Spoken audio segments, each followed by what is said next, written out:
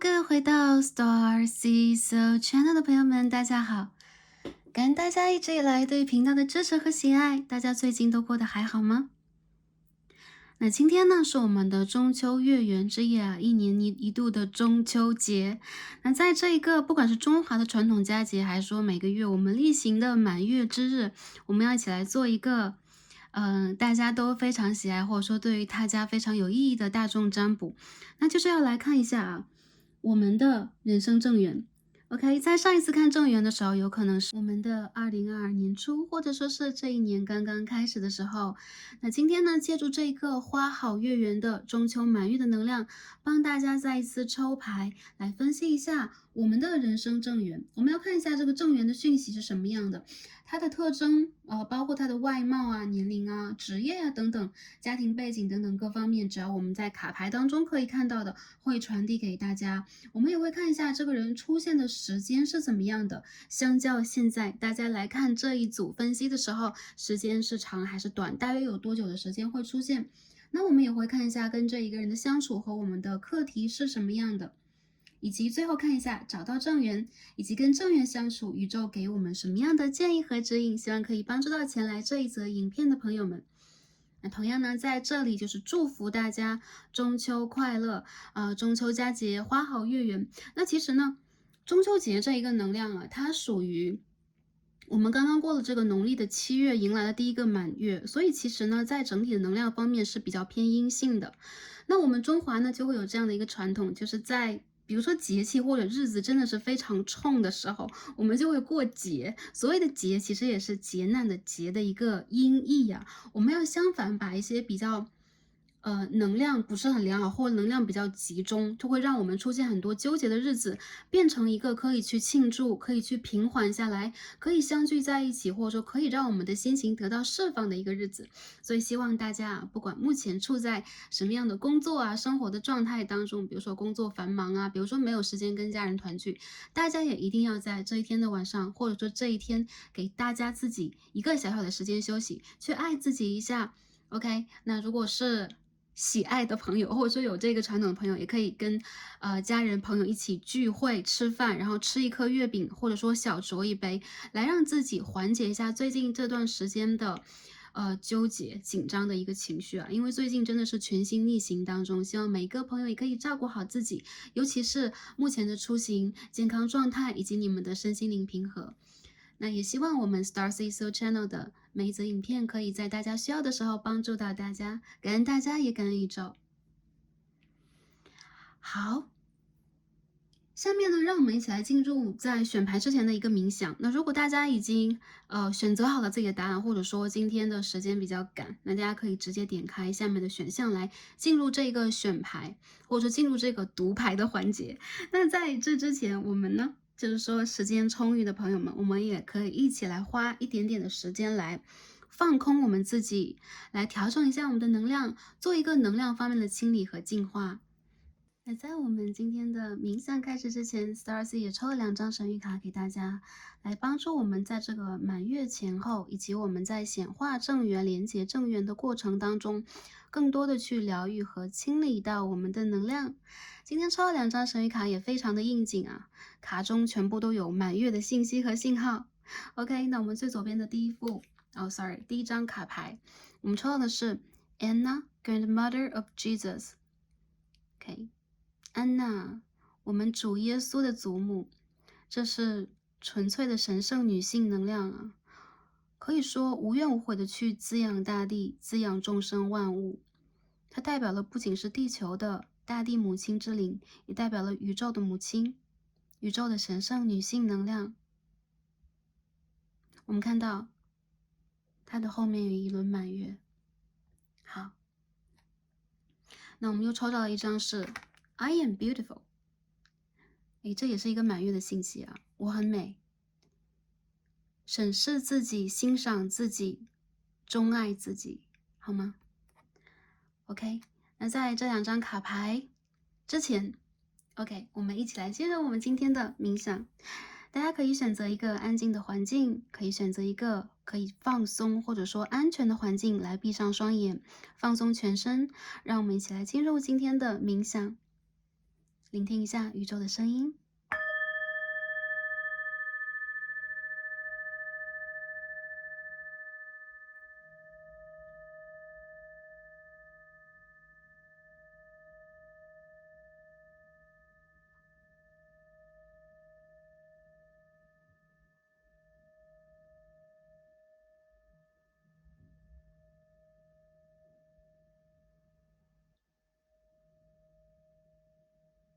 首先，我们调整呼吸，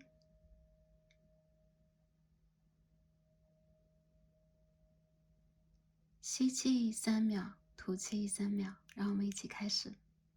吸气，1、2、3。在这个吸气当中，想象你吸入了光，这个光充满了你的身体。让我们吐气，1、2、3，深深的吐出来。用这样的方式循环3次。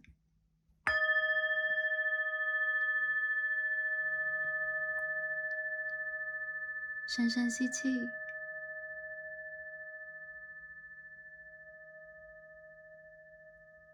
深深吐气。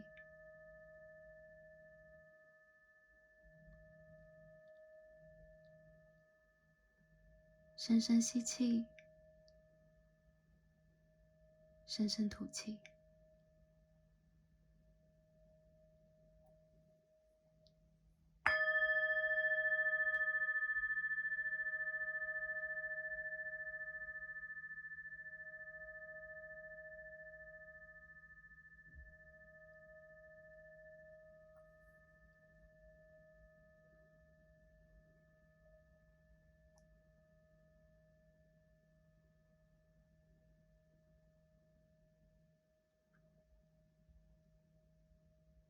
时间已经在我们的周围渐渐的慢了下来。随着这种调整，我们的眼前开始出现光，我们会看到光线、光点或者是光斑。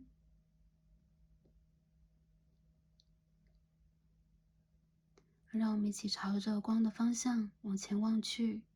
往前慢慢移动。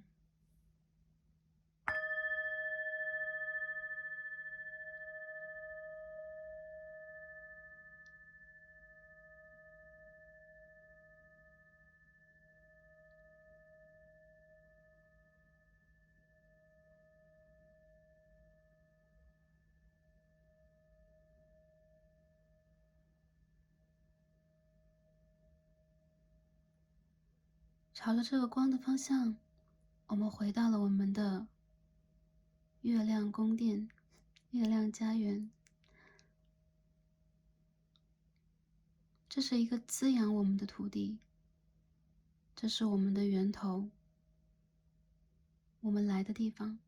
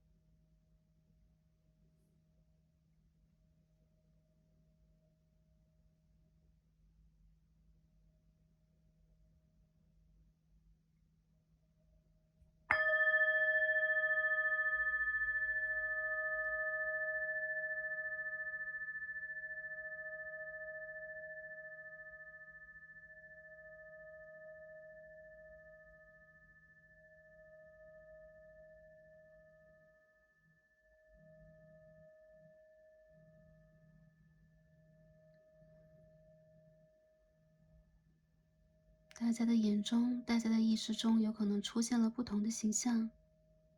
而这是你们的祖先，你们的神圣阴性能量给予你们的信号，告诉你们，此刻当下、过去、未来，你都是安全的。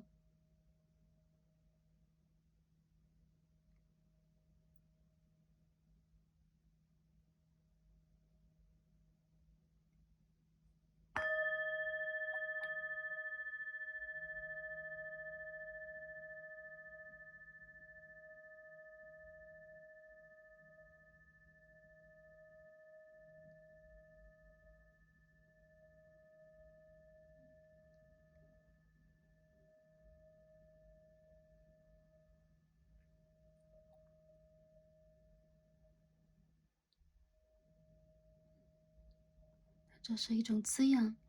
这是一种觉知，这也代表了我们的觉醒。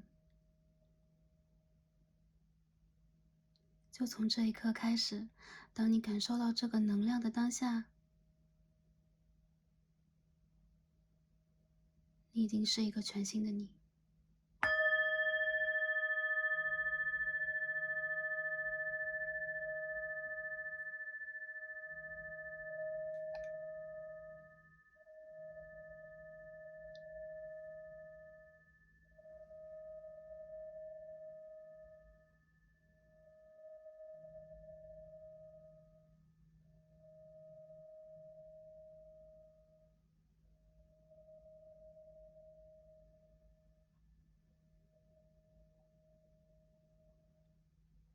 你是有根基的，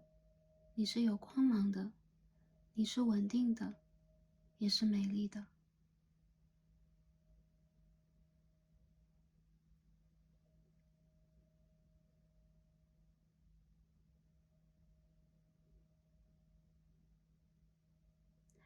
对，把视线转移回你自己的身上，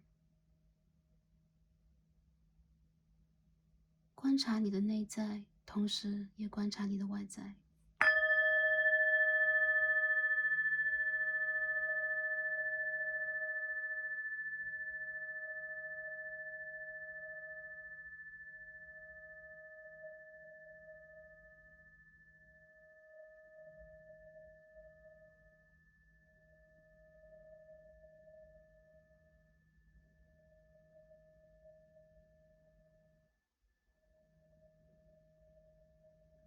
对的，当你已经不在你这个意识当中，当你真正的脱离出来，重新看自己，你怎么可能不美丽呢？你是这宇宙造物主最好的艺术品。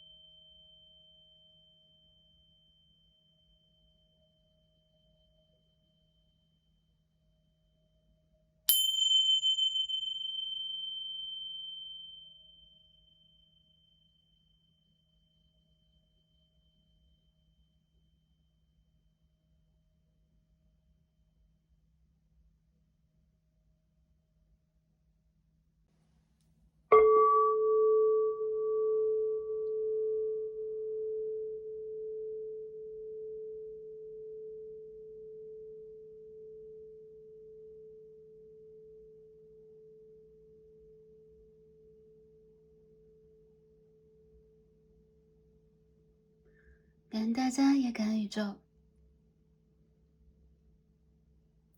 好，我们今天的冥想就在这里完成了。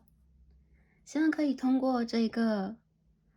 短短的时间，这个过程帮助大家去调节一下大家的能量，可以帮助大家去连接到你们真正的高我指导灵源头，给你们真正的答案。那下面呢，就让我们一起来进入今天的选牌。大家可以看到啊，眼前已经呈现了我们最初的这3张卡牌，以及我们的3颗天然石。我们今天要看的是正缘，所以大家呢，凭借第一直觉来进行选择。从左到右3张卡牌。那我为了方便大家的选择，我会帮大家把天然石拿近一些，供大家来进行感应和连接。最左边第一颗天然石是紫色萤石 ，OK， 这是一颗萤石。好，它呈现一个有点像爱心的形状啊。好，紫色萤石。中间一副组牌我们是白蓝相间的天青石。好，这是中间一副组牌的天然石。我们最右边第3副组牌，参照天然石是红绿宝石。好，这是第3颗天然石。大家可以凭借第一直觉做出选择。这是一个 general reading， 所以有可能大家会对一组或一组以上的卡牌有感觉。只要有灵感的朋友都可以点开来去对应一下自身的能量。想要的朋友们，就我们先进入今天的抽牌和读牌吧。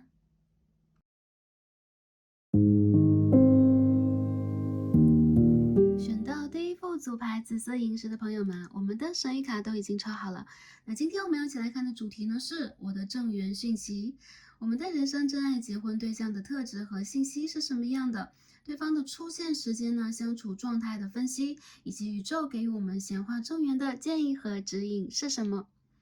好，第1副组牌的朋友啊，我们就从当下开始来分析我们的卡牌了。那今天呢，大家选到紫色萤石，首先我们看一下，这一张指引牌给我们什么样的信息和讯号啊？The Elk and Ash， 麋鹿精神啊，大家可以看到啊，温驯的同时呢，也非常有保护欲望的一只麋鹿在这张卡牌上啊。下边的这个提示词是 strength。OK， 你会选择到的这个正缘对象，不管男生女生，对方是一个很有实力的人，他是一个有家族观念、保护欲望，同时也非常有领导能力的一个人。这个人让我感觉到，在他的人生当中啊，有非常强烈的一个个人才华的体现，也就是说，他在自己的人生当中呢，有可能从小就会有自己的独特的天赋，在某一个领域有独特的一个能力去领导一群人。我感觉到这一个人，他是一个非常适合去相处的对象，因为他会让人觉得相处比较舒服，他不会有比较强的攻击力。但是大家可以看到麋鹿的鹿角，一般都是雄鹿会这样，对吗？那不管男生女生，让我感觉到啊，对方其实是一个会在应该应战、应该备战、应该去保护的时候给予你保护、给予家族保护的人。我觉得这个人他在专业的领域有可能有自己的造诣，还有就是他有可能在成长的过程当中经历过蛮多的变化，就这个人是很有经验和经历的人。那有可能呢，首先他的年龄层次啊就会比较厚重一点，或者说他有可能从小就离开家园啊，有可能在不同的领域当中研习过、学习过或工作过。我觉得这个人他是不屈不挠的，他的内心当中是非常坚定而且温柔的。还有就是这个人他其实是一个非常平和的人，他并不是一个有那么强攻击能力的人。对，跟普通我们这个力量牌啊，我们的塔罗当中力量牌不同，这张牌又同样的让我们感觉到，在跟他真正进入感情状态之后，你会发现有一种非常强烈的坚定、温柔、包容，还有就是会是始终如一的一种能量。我觉得其实啊，这个人让我觉得在跟你进入感情之前，有可能你们要花一点时间，或者说你们有可能会有一些外界阻碍，比如说有一些朋友是异地的，有一些朋友有可能是你们的发展空间和人生的蓝图并不一样。但是整合之后，又让我觉得，其实这一个人他非常的适合跟你相依相伴，你们两个人仿佛是彼此的灵魂伴侣。因为他和你都在去寻找的是一个懂得彼此，并且可以在一条路上一起往前去探索的这样的一个人生伴侣啊。那我们再看一下这张牌吧，因为这2张牌实在是比较应景啊。我们今天看到了一张 OK，Meandering Pathway， 漫长曲折的林间小路啊 ，Flow。好，我们可以看到这上面有一张，有一个就是蛮像是《指环王》当中的黑袍巫师的人物，他可能是你的指导灵，有可能是你灵魂家族里边的一员。我看到其实你们的灵魂和你们的这个正缘关系、感情关系是被指引的、被祝福的、被保护的。你们有可能在曲折的、漫长的个人探索之旅上啊，发现彼此。那有可能呢，你们会在非常不经意的一个过程当中啊，比如说，我还没有一个特定的想法去寻觅这个人啊，不经意之间会跟这个人相遇。那你们两个人有可能会经历一个对感情长跑，有可能你们会兜兜转转的，比如这个人他是我的老熟人，或者说我之前认识过、知道的人。但是当时却没有那个想法要跟对方去展开感情。我觉得这个感情来的其实是在对的时间啊，要等待一个 divine timing。还有就是很多人让我觉得，你们两个人要修好这个感情之路，还是要越过一些阻碍的。未来是什么样的？我们走到这个林间小路上，而且这个羊肠小路谁也不知道，在下一个转角是什么样的状况。但是对于你们来讲啊，这是你们去选择的灵魂成长之路，这是你们的道路。这是你们会坚定选择给自己人生去谱写的篇章。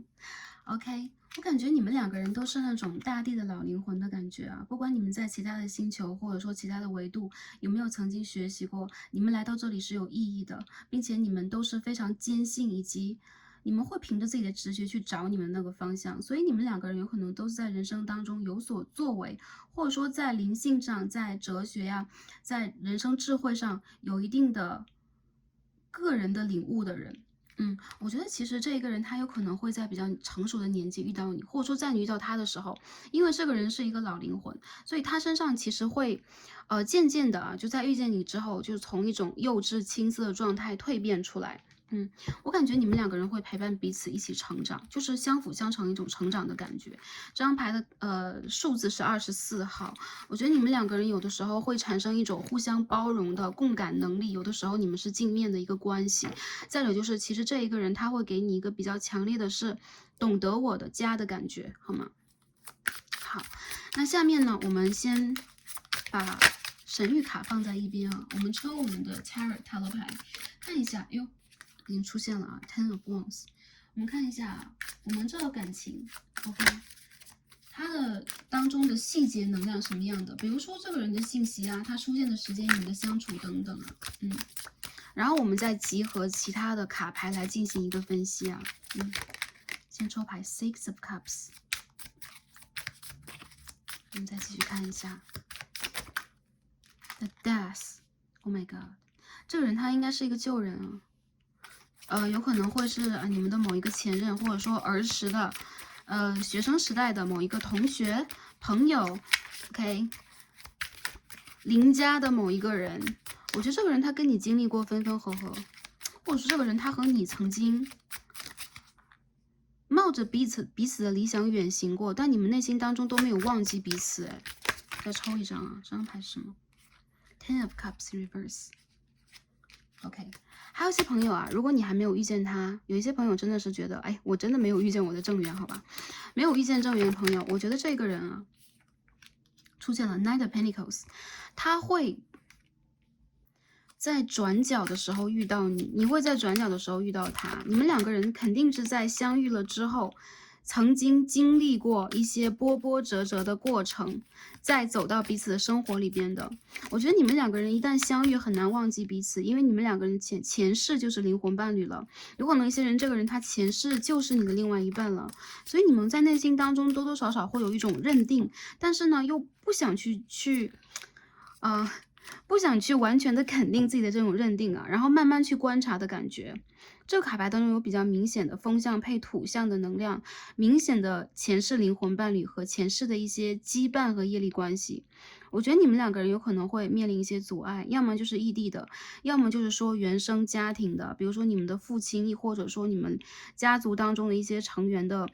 不肯定或者说反对，还有就是你们两个人有可能要慢慢来去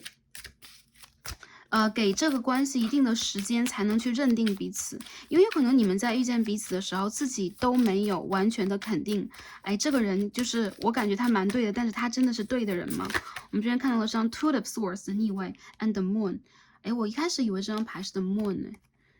原来的 Moon 在这个地方，但是能量真的是一样的，也就是说很多人让我感觉到他和你是彼此内心当中去呼应彼此的。比如说你曾经很久之前 N 年之前你见过一个人，或他是你的某一个前任呐，他是你曾经的密友啊等等都有可能，你忘记不了他，你无法忘记他，然后你们有可能会有很多人生当中同样的章节，哎，比如说你在升学，你在转职，对方也在升学，对方也在转职。比如说你经历过一个感情的，对方也经历过一个感情，你们是比较相似的一个镜面关系，但是你们又会觉得，哎，这种莫名其妙的镜面关系啊，让你觉得好像并不能成立为一段真实的感情状态。所以我觉得你们其实在感情之前啊，进入一个你们两个人真正的交往和感情之前，都是多少有一些不确定的。那我看到有很多人，你们就是一个异地关系，或者说你们有可能在个人的发展路途上有一些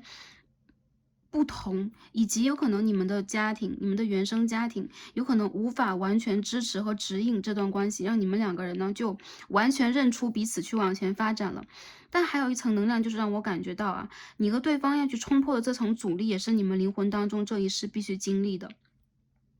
有很多人让我感觉到啊，其实在你的正缘出现的时候，有可能你当时还真的是没有一点感觉和感知。再者就是对方也是一个后知后觉的人。相反，如果你已经有感知的话，你会在逃避，那对方其实也在花时间慢慢来。所以一些人，我觉得你们有可能要做彼此很长一段时间的，比如说好朋友，或者你们要异地交往等等，这都是有可能的。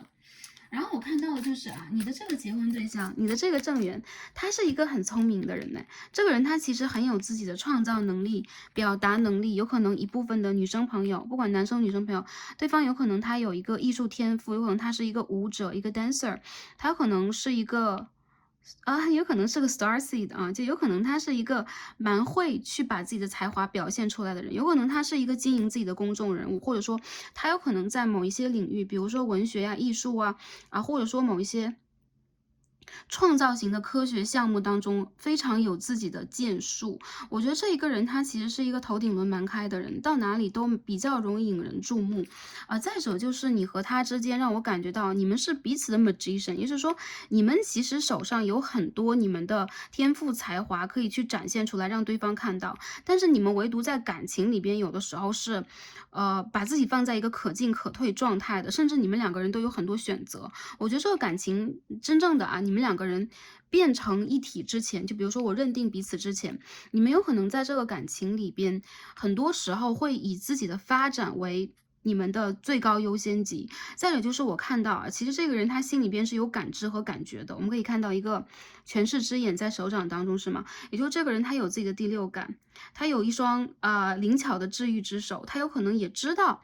哎，我在创造自己人生之外啊，什么人才是我应该去寻找的，或者这个人他对不对？他对你是有一定感知的和感觉的。我觉得这个人他有可能头脑相当聪明，在他的学业和事业当中是很优秀的。他有可能是一个灵感辈出啊，他有可能是一个就让很多人都会羡慕啊、尊敬，或者说想要去接近的人。不过我觉得这个人他有自己的一个 boundary 和界限。然后你的正缘让我感觉到他其实是一个会孜孜不倦奋斗的人。除了聪明以外，就是孜孜不倦的奋斗啊，所以这个人他必定要成为一个相当优秀的集大成者。集大成者是什么？我们可以看到这个漫长而曲折的小路，也代表了他有可能自己去探索个人的生活、人生旅途的过程当中，就走过很多的路嘛，也学过很多，看过很多，有可能他是一个杂学家，就是什么他都要去学习一下啊。对，他身上有这样的一个能量。有很多人让我感觉到你和他曾经就如果现在还没有遇到的话，这个人跟你分分合合过啊，未来会分分合合，因为你们两个人曾经有过非常美好的情感基础和积累。对，然后你们又会因为一些现实阻碍，尤其是异地发展的问题，而跟对方没有办法坚持下去。你和对方在内心里边极其的认定彼此啊，嘴上又不想肯定。那到了最后呢，你们两个有可能完成了你们的一部分的个人旅途，然后再走到一起。所以第一组是比较明确的一个能量，然后你们的爱情故事大约也是这样的。那 Starcy 在这边感觉到就是你和对方如果还没有遇见的话，你们有可能前世就有彼此的印象了，所以这个人出现的时候，你会很强烈的感觉到，首先是哎对的人出现了，再者就是他和我彼此心心相印啊，你们两个人有可能有共同的一些感受、认知，你们在感性层面和灵性层面上有彼此共同的能量和想法。我觉得这个人他会让你有一种回家的感觉，但是你和他又可能隐隐约约的又不想去承认。还有就是你们两个人在感情关系里边谁都不喜欢主动的，所以如果你们真正的成为了同学、同事、朋友等等，或者说哎开始去跟对方发简讯聊天了，开始去了解的时候，你们总会有一种去温习彼此，去温习一个人生旅途。但是同时呢，你们又不太确定，哎，这个人他真的会和我走到最后吗？哎，这个是我未来的另外一半吗？对，内心当中难以确定。如果真正的有一种确定的感觉的话，你们会有一种哇，那我在做美梦吧，美梦成真嘛这种感觉。所以我觉得你和对方有可能是彼此的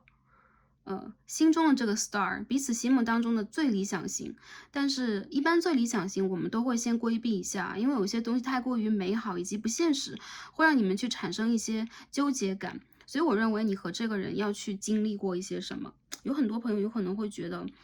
哎，就是蛮难的，特别是比较年轻的朋友，如果你们还没有遇见他，然后看这一组组牌的话，我觉得有可能你和他之间呢，确实会有一种，就是中途的时候有一种戛然而止，或者说我中途退场的这种感觉。但是无论如何，我感觉到在你们两个的关系当中，一定会有一种死而复生的能量出现在你们未来打开自己人生蓝图之后。所以真正的人生正缘可能是什么？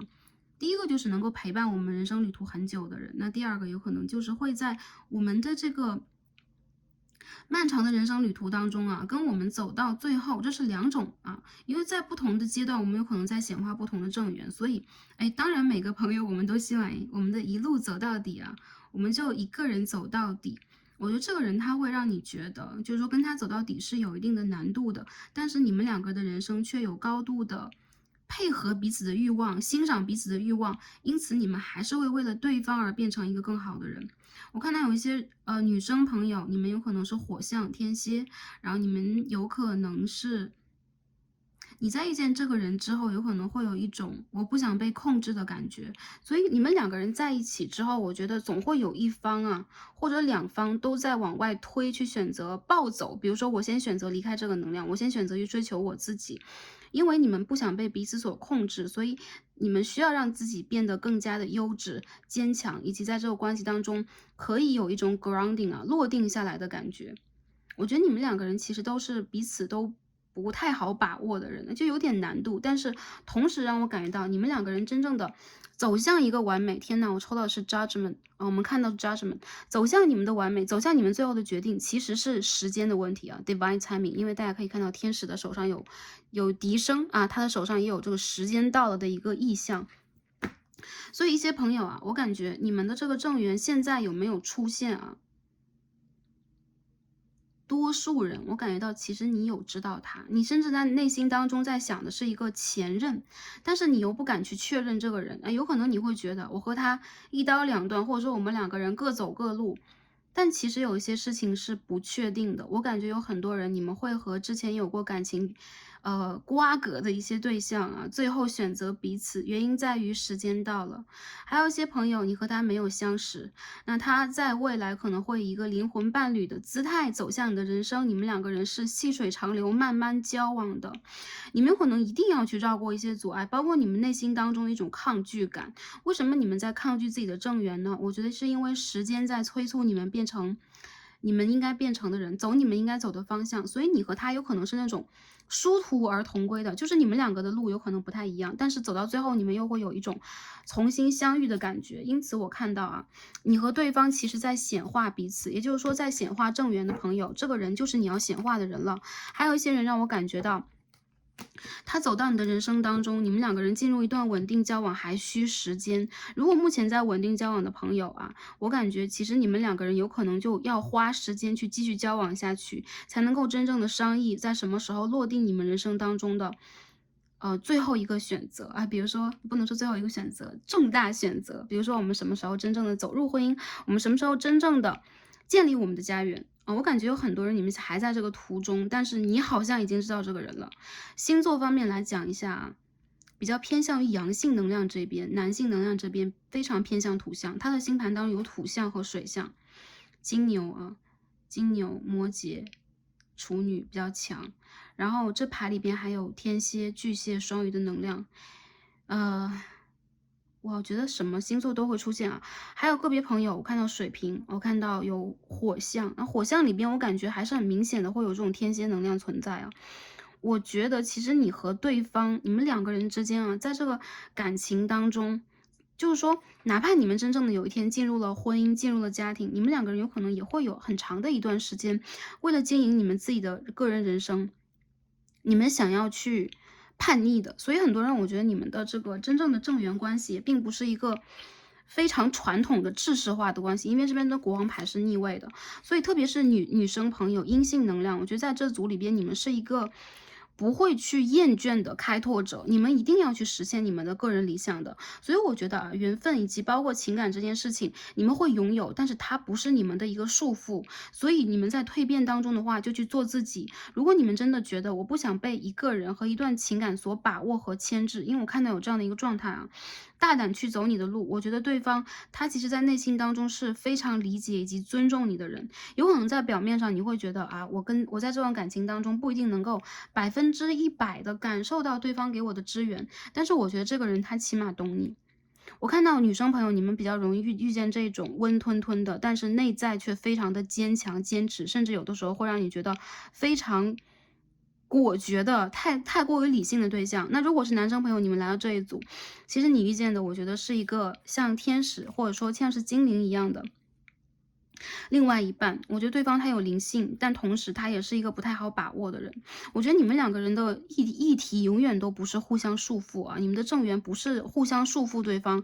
把对方按到一个传统的家庭当中的。我感觉你们两个人一定要放彼此去走自己的人生之路，这样你们才能够拥有一个对的时间，拥有一个完美的自己，走向一个正缘的关系。很多人我觉得你们没有忘记前任，或者说你们心中有一个你们忘记不了的人。那如果是这样的一个人的话，我觉得其实这个人有可能第一点就是他了。第二点就是有可能你的正缘是这样的一个原型，所以你会在这样的人身上有一种，我觉得这不是执着，这不是执念，而是你会有一种特别和特殊的情愫在这个人身上啊。嗯。好，在特质方面呢，我们今天也抽了2张圆形卡，我们一起来看啊。好，Dilettante and Saboteur，OK，破坏者。我感觉啊，正缘啊，来到这一组的朋友啊，你的正缘就不管男生女生来看这一组，对方是一个有艺术天赋的人。还有就是，我感觉啊，特别是偏向于女生朋友的能量，你们身上让我感觉到，其实你们会有一种你们内在小孩其实是一个叛逆的、发掘的，然后或者有的时候会有一定的破坏欲望，内心小孩原因就在于你们要打破某一种格局，建立一个新的模式啊。有很多人我觉得你们两个人其实是传统和现代的一种结合，所以你们在你们的就是3D 的层面，我们3D 是什么？就是三维世界的层面，在这个世界里边，有可能有一部分的人，你们选择另外一半，对方他是一个有物质基础的，然后有个人，比如说家庭背景的，然后有自己的职位或社会声望的人，而你们自己有可能是一个想要去追求你们内在的灵性，想要去追求你们的艺术之路，或者说个人发展领域的人。我觉得你们两个人其实是那种既相似又完全在不一样路上的人，所以你的这个正缘的对象，我感觉他有一定的艺术天赋，他有可能就是我们刚刚讲过，学过很多，做过很多，而且是一个非常有创造能力、发掘能力的人。这个又有一双非常灵巧的双手，所以他有可能会在生活里边做很多 DIY 啊，你会觉得哇，他会插花，然后他会画画，然后他居然会做出一些比如说雕塑等等，就总之这个人他是会让我感觉到会做很多奇怪的事情。再有就是他有可能是那种很有策略型的人啊，相当的聪明，所以他喜欢在不同的领域去发掘自己的聪明才智。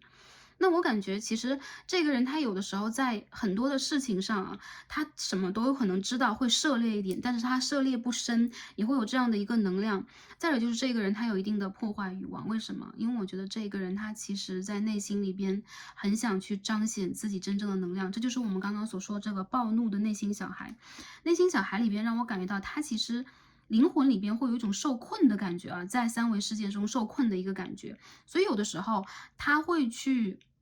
比如说用一些激烈的方式，比如说性格呀、脾气啊、言语啊，用一些激烈的方式去表现自己，去争吵，甚至有的时候不惜去破坏一些什么。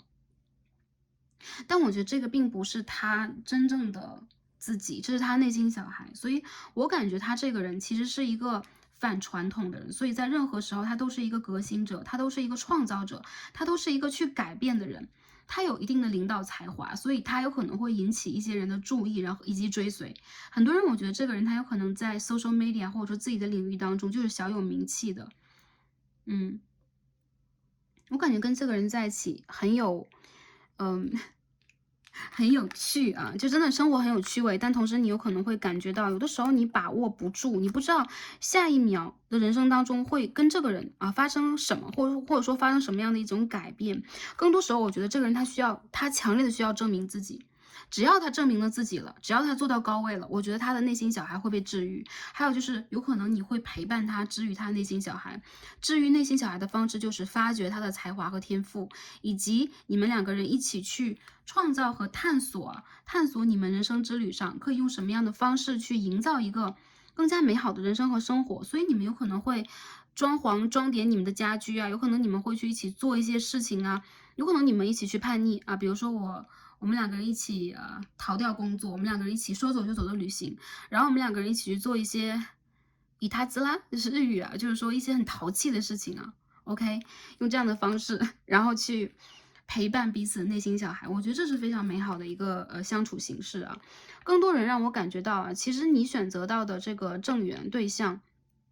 首先你们两个人就是你们的灵魂家族定的，所以这是一个天定的姻缘。你们两个人哪怕是真正的分分合合过，也没有办法说真正的跟彼此断开连接。还有就是这个人你们曾经都想放弃过，这是我比较强烈的一个感觉啊，有点意外啊，第一组的能量，我看到了一些救人的能量啊，金星狮子一宫，我觉得这个人他的外形条件很惹眼的，然后你和他是彼此一见钟情的，再者就是我觉得这一个人他其实是很有自己的个性风格，很彰显自己的内在啊，以及外在，外在也比较张扬一点点。还有一些朋友，我觉得对方他有可能是一个。我觉得无论男生女生还都蛮迷人的，万人迷哦，对，有可能。再者就是你们两个人在感情里边都是强势的大男子主义和大女子主义，我觉得并不是那种传统意义上的大男子主义和大女子主义。我们说强势的就是你们再去彰显自己，这个彰显自己并不是我们所说的 divine masculine、divine feminine 啊，神圣男性或神圣女性能量，而是我就要做我自己。之前你们有可能都是 Star Seeds，你们在其他的星际生活过，所以你们不喜欢一些特别条条框框的东西啊，你们在打破一些条条框框。我们再看一下啊，相处上来讲，木星的摩羯一宫，哎，你们两个人真的进入一段关系还是蛮传统的，而且你们两个人呢，两个都有挑战欲望，两个都反传统的人在一起却可以经营一个传统关系，原因就在于你们其实内心里边有这个。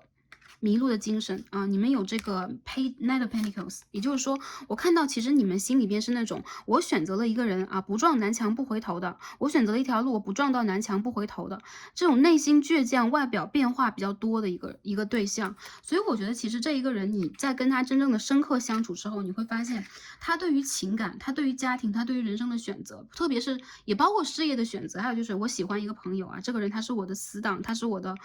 闺蜜啊，多年好友。一旦选择了，他不会回头，对，他不会去进行变化。有可能在外表上，他今天开心，明天不开心。我觉得这个人他的情绪等等变化很多端，但是真正的你跟他去相处，你会发现他有着非常强烈的一颗。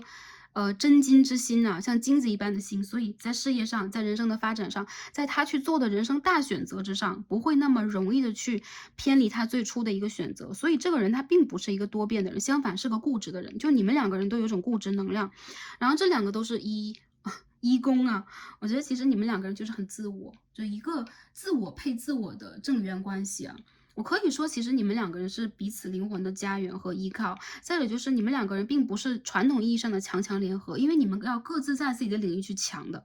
对，你们不会说我们要一起经营一个事业。我感觉很多人，你们的这个人生正缘啊，你们两个人就是有自己的一片蓝图的，但同时你们也可以在这片天空底下各自去享受属于自己的那番美景，然后你们再一起去观赏这番美景。所以一开始让我觉得你们两个人不想走到一起，或者说一些阻碍的原因就是。这个人和我看的是一片天空吗？我觉得这不是重点，你们看的是不是一片天空不是重点，而是你们在一片天空底下，所以你们看到的天空不同的层次、不同的云彩啊、不同的方向，你再往左看，他再往右看等等，这个并不是问题，问题就在于你们是不是能在这片天空底下找到属于自己的颜色。一旦找到了很多朋友，你们两个人会真正的认为自己已经到达了人生当中应该到的那个状态。比如说，哎，我可以成家了，我可以完全的和一个人定下来，或者我可以去坚信自己在感情里的一些选择了。因此，这个人会成为和成立为你的正缘了。好，我觉得这是一个很优秀的对象。你们第一组的朋友，你们自己本身也非常的优秀，所以在这个关系当中，让我感觉到你们有可能还在选择当中。有很多人，我觉得你离你的正缘，就比如说真正的稳定下来了，或者说你在恋爱当中，你再去寻觅的过程当中也罢啊，单身的朋友也罢，其实你离你的正缘，我觉得就完全定下来那个阶段还有一定的时间。我看一下时间是什么时候啊？这也是我们今天的问题之一。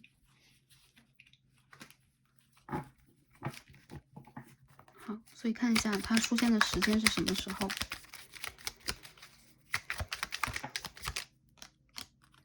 啊 ，Temperance， OK。Sun in reverse。Six of Cups 逆位，权杖6号的正位，两种信息啊。纯单身的朋友，怎么2张1号牌的逆位？纯单身的朋友，你和这个人相遇要花时间啊。Temperance 代表耐心，的 Sun 代表这个人还没有出现，有可能你内心当中有一些人物原型，你可以去关注他，但是你们两个人之间还是必须要走你们自己独特的人生旅程才可以。所以一段时间有可能对于你们来讲，我觉得这个牌的朋友，你们脱单不是很大的问题了。但是所谓的这个正缘到底什么时候能出现？我觉得要在你们人生真正的到了一个你们事业当中的饱满期，或者说你认为自己内心小孩被疗愈的一个时期。有很多人，我觉得在这个旅途当中，你也需要去疗愈自己的内心小孩。你们在外表上是有可能比较坚强和坚定的，但内心里边有可能会缺乏一些支撑你们的元素，让你们有的时候比较脆弱。还有一些人，我觉得有可能你离你的正缘大约还有1年到2年的时间啊，1到2年有这样的一个数字。很多人我觉得就是说，你们在显化这个情感之路上，现在在迈一些个人的关卡，就是个人的一些难关等等啊。所以一些人你们在跟你们的正缘处在分离期，有可能一些人你们干脆就是分手了。之前我就选择分手啊，有可能已经单身一段时间了。那这个人让我感觉到要在你修复好自己之后啊，还有一些人，我觉得你可以注重的时间点，比如说明年或今年当中，我什么时候能够去看见这个人？今年里边，我看到有一些朋友，你们就哪怕做了情感的选择，或者说你们想要去跟一个很理想的对象真正的走下去，那在大约3到6个月之后，你就会发现原来你们之间是有一些不一样的地方的，所以哪怕做出承诺，这件事情也会搁置在这里。所以很多人，我觉得你们需要起码花半年到1年的时间去显化它。有些朋友，我觉得如果你分手了，这个人他，如果你感觉就是这个人了，他依旧是你的正缘了，但是你们两个人，我觉得不花一点时间，不太容易重新复合。原因就在于你们做最后人生选择之前，自己的课题必须要度过。还有一些比较年轻的朋友啊，你的正缘在什么时候？如果你真的是刚刚的20出头啊，然后有可能你刚刚现在在学校当中去进行学习，我们看到很多这个 Major Arcana 很大的牌啊，也就是说，我觉得啊，它有可能会出现在你的人生，比如说进入了下一个阶段，工作呀，然后比如说稳定自己啊，那样的一个阶段，或者说你刚刚毕业那个阶段里面。所以我看到还有5和6这样的一个数字啊 ，OK，5到6个月，5到6年都有可能，要看你们的年纪。还有一些朋友，我觉得你们离正缘是临门一脚嘛，这个牌的朋友，我觉得你们还差一点点，就是还不是临门一脚。所以去显化这一个人，需要你们再花一点时间陪伴自己，就是你们自己的事业，你们自己的内心小孩，还有你们自己的一个完整度。你们内心里边，我觉得有点。就是缺了一块那种状态，原因在于，我觉得你们需要去把你们真实的能量、天赋、勇气拿出来，去奠定你们的人生。所以我看到有些人，你们有可能是出走的，比如说你们现在在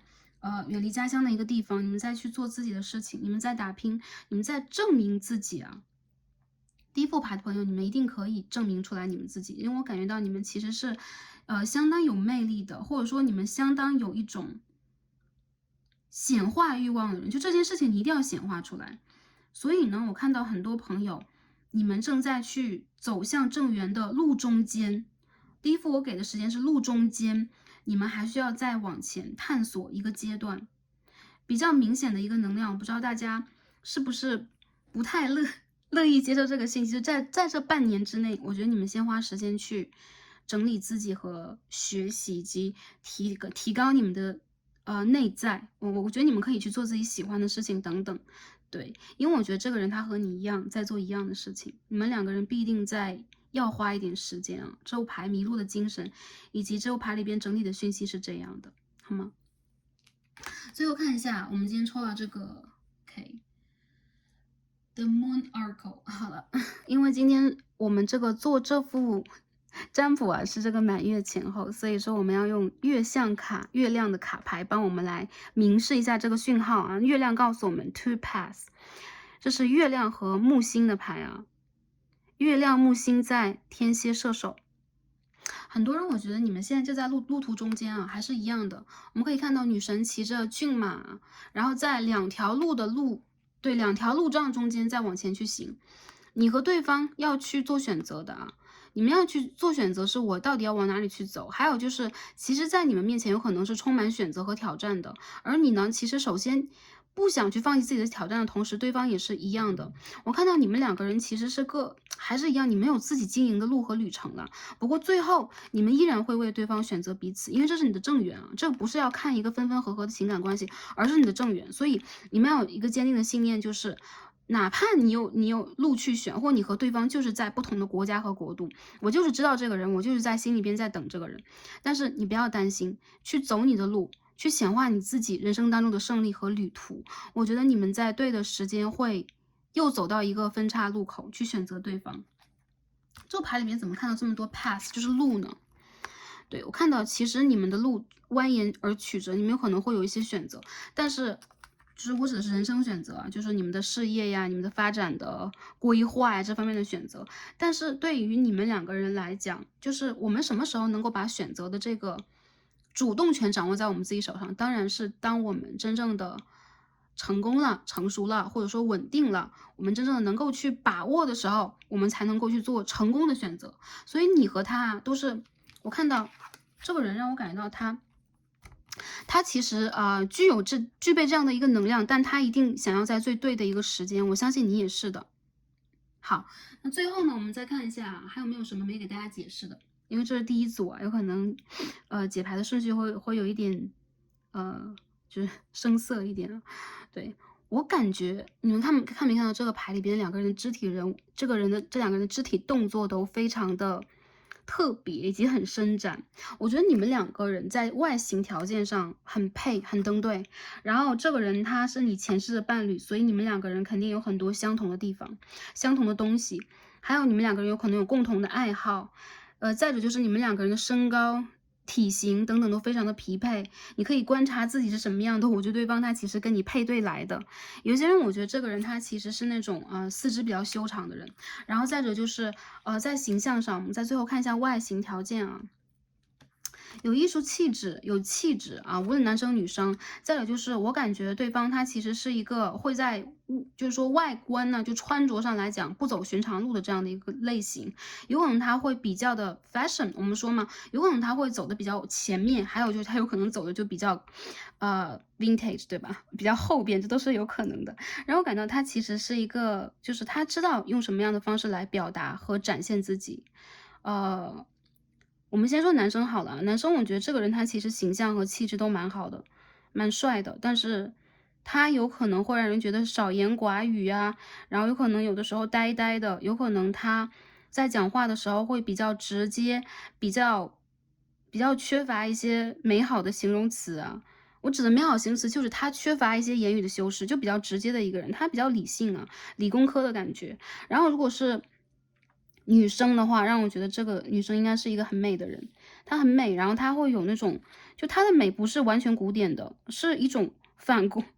对，是一种反古的，然后比较现代的，或者说对方他有可能会是一个，就让人觉得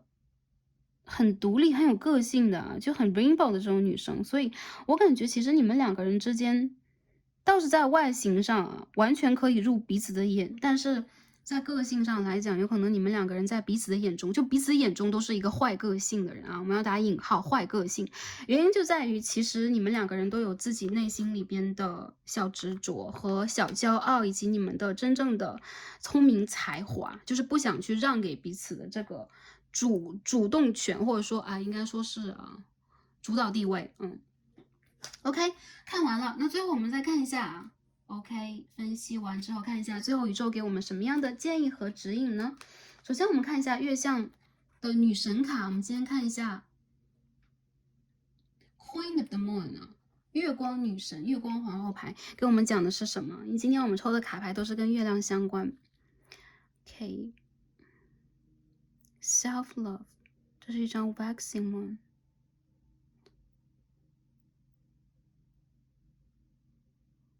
我看到有很多人，你们的就是人生走到了目前的这个状态啊，你们有可能刚刚的就是经历过一些起起伏伏的、波波折折的，包括你们的内心里边，你们现在正在从一个波澜当中退出来、蜕变出来，而让你们自己更加的丰盛。Self love 啊，你们在真正的爱的面前，有可能要先学会去爱自己，而且你们现在就正在去显化的是你们对待自己的爱啊。Self care, self love， 很多人我觉得你们其实在内心当中呢，很理解你们自己想要的是什么，你们的价值在哪里。有可能你们想要给世界展现出来你们更多的能量，但是现在有可能还缺乏机会，缺乏一个契机。有可能在真爱的面前，你们也会觉得我好像现在我自己都没有 ready， 我自己都没有准备好。我觉得你们就在这个半途中央啊，你在这个路中央的，你们不是只是在起点上，或者说我要接近了，而是你们在这个过程的中间，而一切的事情，不管它的起因、它的结果什么样的，其实中间的一个过程是我们体验当中最重要的。所以你现在在体验的过程里边，在学会的是一个 self love。等到这个月亮再重新变圆，等到它的能量再重新得到一个最大能量的释放的时候，你有可能可以重新找回自己，也找回你在感情当中那个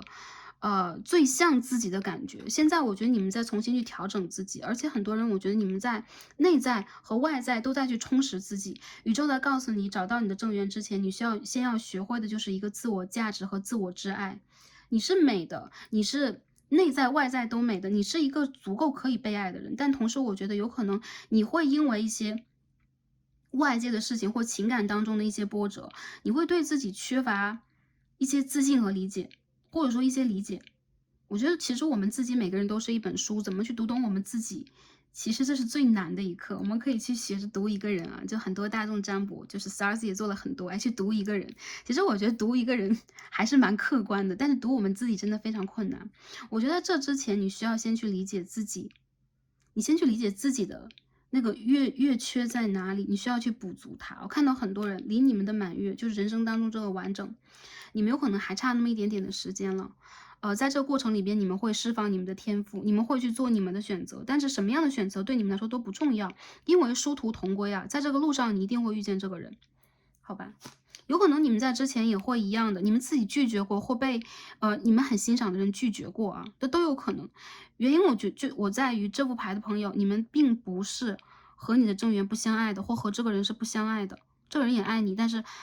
对方有可能更加理性，你选择到的这个人他非常理性，所以我觉得我们不管外界是什么样的，我们当然要首先第一位的是拥抱我们自己和肯定我们自己，去完成我们的人生，对吧？因为有的时候我们的人生里边有正缘，有的时候正缘会消失，有的时候就这条人生之路到最后，我们还是一个个体啊，无论在什么时候，我们都是一个个体，所以以个体的方式来爱自己，好吗？第二张我们抽到是月相卡，看一下我们应该什么方式去显化。然后这个牌我们抽到一张 New Moon in Cancer Relax 巨蟹的新月啊，我觉得这个牌的朋友，你们让我感觉到的就是你们刚刚从一种很焦灼的情感状态当中刚刚走出来。有很多人让我觉得有可能对于你们来讲啊，就是我要不要选择正缘。有些人你们如果在充实自己的过程里边，你们自己有可能都说我要断情绝爱，我现在先不要去显化这个方面。对，宇宙告诉你，让你去放松一点，让你去真正的用月亮的方式，用神圣阴性女性能量的方式来滋养自己。这种滋养就是爱、包容、理解，以及把时间交给宇宙 surrender。有很多人我觉得你们有可能缺乏安全感。有可能你们在之前的感情经历当中啊，就是有可能也遇见过真爱，但是很难去完全显化出来一段稳定的感情。Relax，你不要去过多的去规划，或者说去感受未来的那一种波动等等。你需要让自己感觉到你是安全的，你是可以放松的，并且你可以把这一切交给宇宙。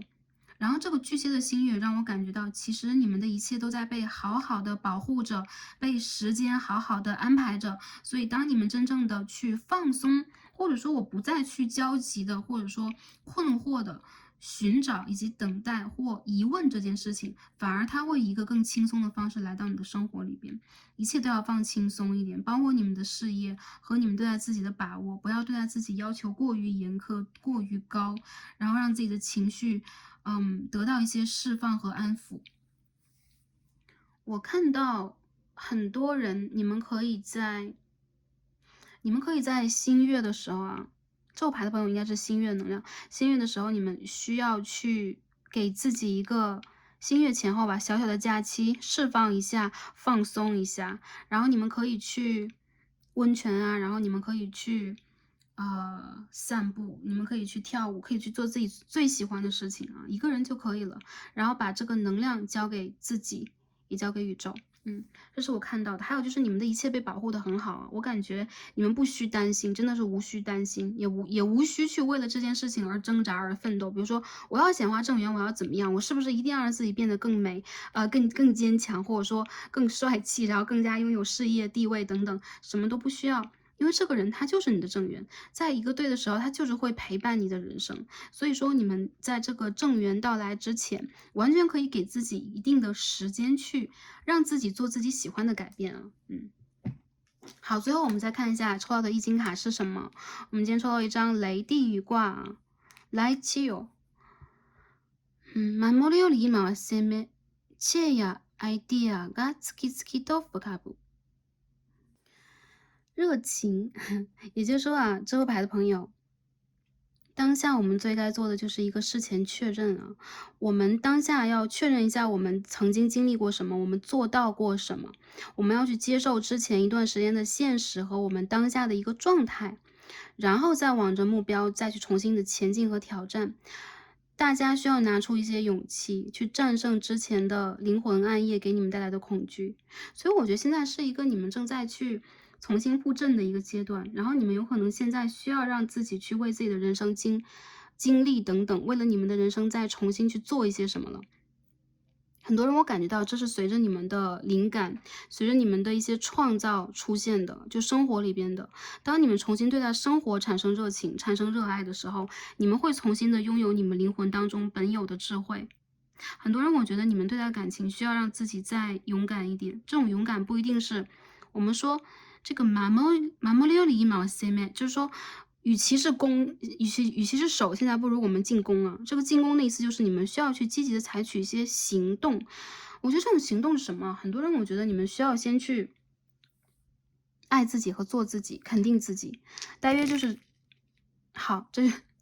金星母羊武功。有些朋友你们有心中所喜欢的人吗？或者说你们现在有可能有你们当下想要去追逐的一些感情方向和目标吗？有很多人我觉得你们有可能在某一种暗恋状态等等啊，不管这个人他到底是不是正缘啊，或者说我们也可以去做一些正缘确认的占卜等等。但是当下我觉得你们需要去战胜你们在感情当中的一些不能够的部分。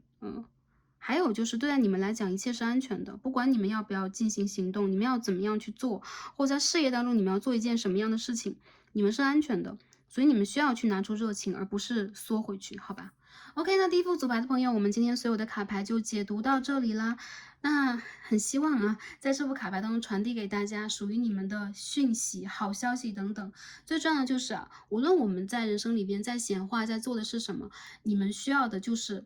无比的热爱自己，只有你们在无比的热爱自己的过程当中，你们才会发现正缘呐，还是说我们的正直啊，还是说我们的人生地位啊，我们想要去实现的人生理想和目标，它会一一的被你显化出来。那正缘只是这其中的一部分啊。好的，那这副牌的朋友，祝福大家在感情当中可以拥有一个完美的答案，祝福大家可以在人生当中继续是开心、平安和幸福的。那希望这副牌的朋友，你们在未来的一段时间可以快快的找到你们的正缘。然后，当然最重要的就是希望第一副牌的朋友啊，在未来这一段时间也照顾好你们的身心灵状态。非常感恩跟大家今天的连接，让我们下期再见吧，拜拜。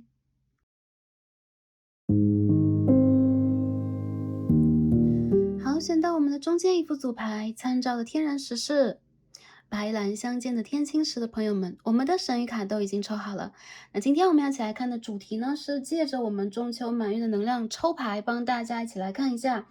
我们的正缘讯息，看一下我们的人生真爱，我们的结婚对象的特质和信息是什么样的，对方可能出现的时间和我们的相处状态分析，以及宇宙给我们的建议和指引。那前来第二副组牌的朋友啊，让我们首先一起来看一下大家选到这张指引牌给我们什么样的信息和讯号，关于我们的正缘，它是一个什么样的特质呢？好，大家抽到这一张牌，选到这一张牌是 The Rooster and the Sunflower。第二副牌的朋友，你们选择到了雄鸡与太阳花。我感觉你的这个正缘对象啊，你的交往对象就不管男生女生了，这个人他让我感觉到是一个对于人生，他是一个早起的人啊。我们经常早上会被鸡鸣吵醒，对吧？太阳花能量代表了一种日出，代表了一种热情，代表了权杖的能量，火的能量。这个人的身上让我看到了很多自信，很多人生当中全新的打算，并且是一个高调做事，会让人看到他的人生方向和进取心的人。Communication 呢，这张牌当中这个讯息或者说给我们的提示，我觉得这个人他其实蛮聒噪的 ，sorry， 有可能有些朋友会觉得哇，这并不是一个褒义词，但是他有可能是一个在人生里边会很高调去宣扬出自己的主张，他会去捍卫自己，也包括他会去比较明确自己的人生方向，会让人看到的人。有些朋友这个人他应该生肖是鸡之类的啊，中华的这个生肖，比如说是属鸡之类的。我觉得这个人他其实在人生里边看起来是一个色彩非常鲜明的人，他是一个很有自己生活动力的人，而且他这一个人让我感觉到思维的转换是非常快的。他是一个希望自己拥有领导才华，并且是一个独树一帜的人，他不害怕跟自己不一样。有可能有的时候他会落单，但有的时候让我觉得这个人的能量和天赋色彩是那种很偏向于火的能量，很偏向于拥有自己的自信才华，然后他有可能是一个相当有口才的人，他有可能是一个相当会在大众面前展示自己的人。我们看到这第二张牌啊，一起来进行分析 The Secret Forest。我们今天抽到一张 Frog Spirit Renewal。我们可以看到，之前我们在某一期大众占卜当中曾经抽到过啊，这个是青蛙王子，因为这个青蛙上面有一个 crown 皇冠。OK， 我们可以看到蜻蜓的精灵和青蛙王子在这张牌当中，这个人让我感觉到啊，综合上来讲，你有可能会目睹，或者说你会看到他人生当中一个变形的时期，这个变形其实是你带来的啊，就是说一种蜕变，一种真正的改变，或者说他是一个潜力股，然后在你和他交往，以及比如说你们迈向你们的感情正缘的交往，或者说婚姻的状态里边，他这个人是会有一种巨大的成长和变化的，他会成为你真正的王子或公主。那如果是女生朋友来看的话，我觉得这个人他是一个潜力股，没错了，他有可能是那种就是让我感觉到他比较像是从事证券金融啊，他比较像是从事那种很就是说这个世界金字塔顶端前端行业的一些人。还有就是我觉得他这个人很有自己的抱负和理想，不管他自己的家庭背景啊，或者说他自己的原生家庭是什么样的，比如说是一个传统家庭，是一个教育的家庭，或者说是一个文艺的家庭，他都是一个有自己野心，是一个在社会当中，在这个社会体系当中要肉食系的人。所以我觉得其实他是一个蛮追求自己，首先是展现自己才华，还有就是他会让自己去脱离别人给他的资源，他要一个人往前闯出一片天地。而你恰好是那个能够去目睹到他，甚至是能够去激励他，能够去给他那种变化的人。我觉得这个牌的如果是女生朋友来看的话，对方他有可能在遇见你之后会有一个大爆发。比如说你是一个不管哪个族群啊，旺夫啊，然后你是旺对方的人，并且有可能你会有一种天赋是会起点他，会给他这个 inspiration， 给他这个脐轮和太阳轮的一个能量，你会打开他，让他真正找到自己的天赋和方向，也包括这份爱也给他了更多雄心壮志、凌云壮志的感觉。所以这个20号让我感觉到，有可能你遇见他的时候，他是一个青年才俊呢，他是一个野心勃勃、抱有自己期待和期望的人，他有可能经常会跟你谈天说地啊，大话自己的人生理想。但是我觉得这些都不是虚的，就是当你看到他，有可能很像是哇，他又在讲这些大道理了，或者说大理想了。但其实我觉得这个人他是有那个潜力去成为一个真正的王子或者真正的国王的人。再者就如果你是男生朋友来看这一组，我觉得你会找到那一个能够去提点你、帮助你、给你幸运能量的幸运女神呢，你的 lucky star。OK， 这个人让我觉得，如果是男生朋友来看这一组，然后你找的是女生族群的话，对方他是一个能够去抚慰你、疗愈你，能够等你蜕变，能够帮助你蜕变的一个人。我们在这个牌当中有看到睡莲，没有看到满月，也就是说，当这个人出现的时候，也包括你的感情，也包括你的事业，你的契机会真正的来临。而我觉得这个人他给你的能量是神圣的、阴性的疗愈能量，不管是男生女生的交往，在这副牌当中，阴性能量非常的重要。你会去滋养对方，你会去提点对方，你会去让对方带着对方去真正的认识自己。我看到你们两个人的缘分是宇宙注定的，就是宇宙和精灵在帮助你们推动你们的缘分，因为你们有可能首先注定要去做一份事业，再者就是你和他注定是一个成就另一个的关系。就不管女生朋友或者说阴性的能量，你们自己是不是也有一番自己的事业，你在人生当中遇见你的正缘，其实是你会去声望他和帮助他的。而你自己也让我感觉到，有很多人你们会真正打开你们的 divine feminine 神圣的女性能量，会去滋养，会去给予，也同时会去疗愈。而这一切其实是时间的一个作用。我觉得其实你们内心当中有可能跟大地的女神以及月亮的女神连接是非常强的。再者就是我感觉你们两个人其实是那种童话故事一般的相遇啊，有很多人你们的相遇有可能是在那种一种救赎式的吧。我觉得这种救赎不一定说这个青蛙王子他落难了，或者他有多么的凄惨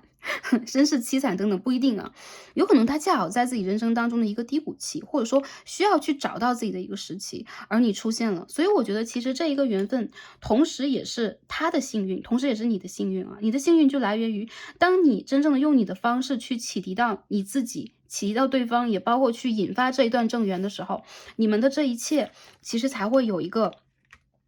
更加完整的、更加好的开始，就包括你们的人生缘分等等。好，我们解释到这儿啊，下面我们一起来看一下人生缘分，也包括你们其他的事业缘分呢、家庭缘分呢、子女缘分等等。你们两个人，我觉得能够去引发出一种化学作用。好，下面我们看一下，抽一下这个 tarot， 看一下我们整体的信息是什么样的。第二副牌的朋友，我们换一套 tarot， 我们换一套牌啊，我们洗牌，一起来看一下第二副牌的朋友，你们的能量，你们的讯息啊，你们跟正缘的相遇、相处、交往是什么样的？我们看一下啊。OK， 首先是一张 Three of Wands， 来看一下啊。第二副牌的朋友，你们的火的能量很强。OK， 我们再看一下啊，我们跟正缘的相遇、相处。交往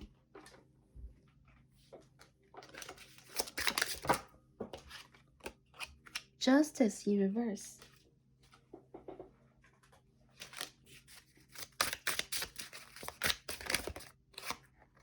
Six of Coins。